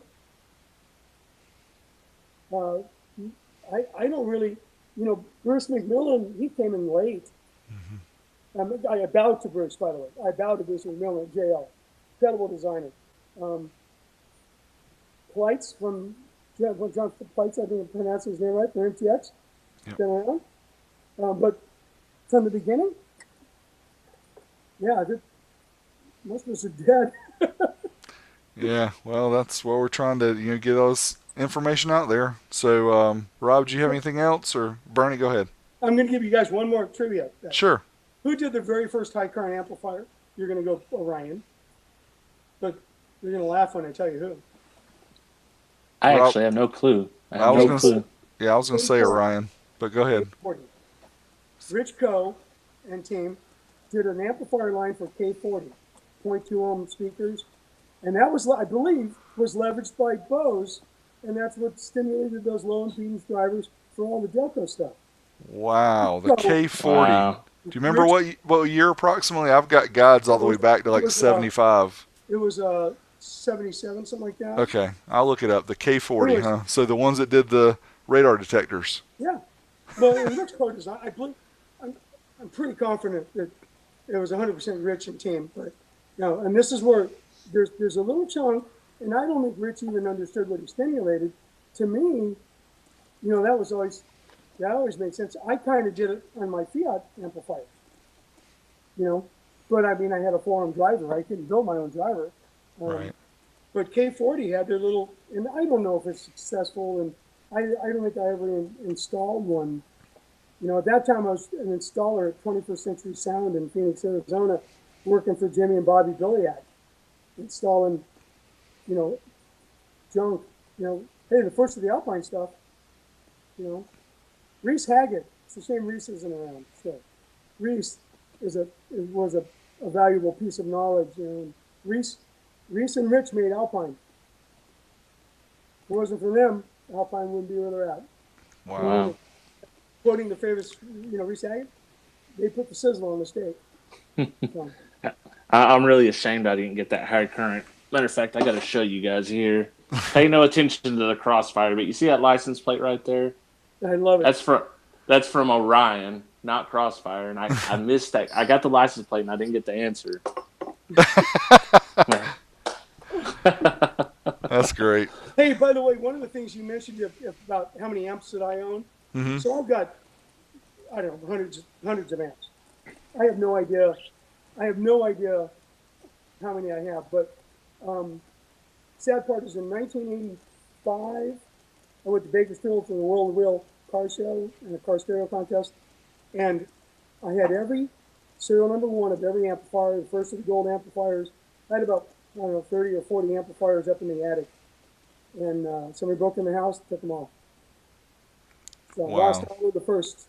So, like the Pink Floyd. Yes. Yeah, the Pink. That was one question I didn't think to ask, but the Pink Floyd. I'm sorry, I know. I'm surprised. I'm sure everybody. I'm surprised nobody in the comments said anything about it. The reason that amplifier, the reason it ended up being so, we were beat up for a really inexpensive low power amplifier, and I said, well, we can do an IC amplifier, but they sound like Poe, and they make engine noise, and Dick LeMay and Sam Taylor said we got to do it. So I built it. It was like a weekend project. It was done, and it sounded like Poe, and it made engine noise. So we had all of these, and the Pink Floyd concerts coming around. And one of Sam's buddy was an incredible promoter. And he goes, man, what? This is, I can hook you up. Let's get connected. And I said, why don't we give away?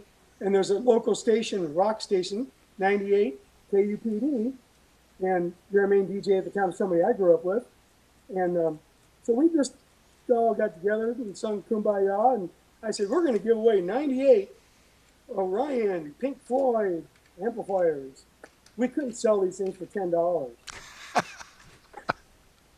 And we gave them away, and these things still show up occasionally. Oh man, I found a picture of it. I'm gonna share it. Go ahead, Rob. Yeah. If someone's got a high current Class A 225, I'll murder you and come get it. I didn't know anything about those. The original Class, the original one. You mean the 2250? Oh yes, the 22, yeah. 22 and a half. Yeah. Yeah. I think the last one I saw was probably 20 years ago. Wow. 15 years Did you ago. know anything about those, Derek? I did not. That was news to me too. That's Well, the person insane. that can tell you this, and the vein in his forehead will bulge a little bit when he talks about it, is Ron Trout. Yeah. Wow. And I'm sorry, Ron, it was his business. Yeah. No, that's understandable. You got to get yours. We were so competitive back in the contest days back then, because I was there to win first place. Right, is what the goal is. Second place is the first loser, and being the competitive individual that I am, I had everybody's back, and if somebody wasn't treated right in the contest, I was the guy that they'd cringe when I'd come in and they go, "Oh man, I hope we don't piss them off this time." But yeah, I probably picked on Ron a little too much. No, I don't think so. I think it was all in good humor. Alrighty, gentlemen. Well, Bernie, I know it's past 8 o'clock your time, and 10 your time. Yeah, 10 my Yeah. time. But we, gosh, this was awesome. I know we got a lot of good feedback during the podcast, and I'm sure we will after. I'll send you the link, or I'll share it with you when I post it on Facebook. That way, if you want to reshare it too, you can, and we'll try to send you some people before I get my limited edition amp. We'll try to send you some people. Well, I appreciate it. By the way, if you want to do a segment that's technical, bench orientated, where I can share my opinion. Yeah. Not this is better, because that's not me. Right. I'll show. I'd love to show some people some things that if they think they're an audiophile, when I show them this, they're going to take a whole new look. I mean, almost the. I won't go down the religious path, but almost to the equivalent of, oh my gosh, the book was wrong. There's so many things that are very simple, and they all apply back to physics. And I'm not a smart man, so I start at the ground and I work up, and find the problems at the lowest level and try to approach them. But anytime you guys want to do it, set it up. Awesome. We will do that for sure. And thanks again for your time. And we'll sign off, and we will talk with you soon. Take care. Fun. Thank you Thank so you much much. again for joining us. Have a good night, everybody. Hey.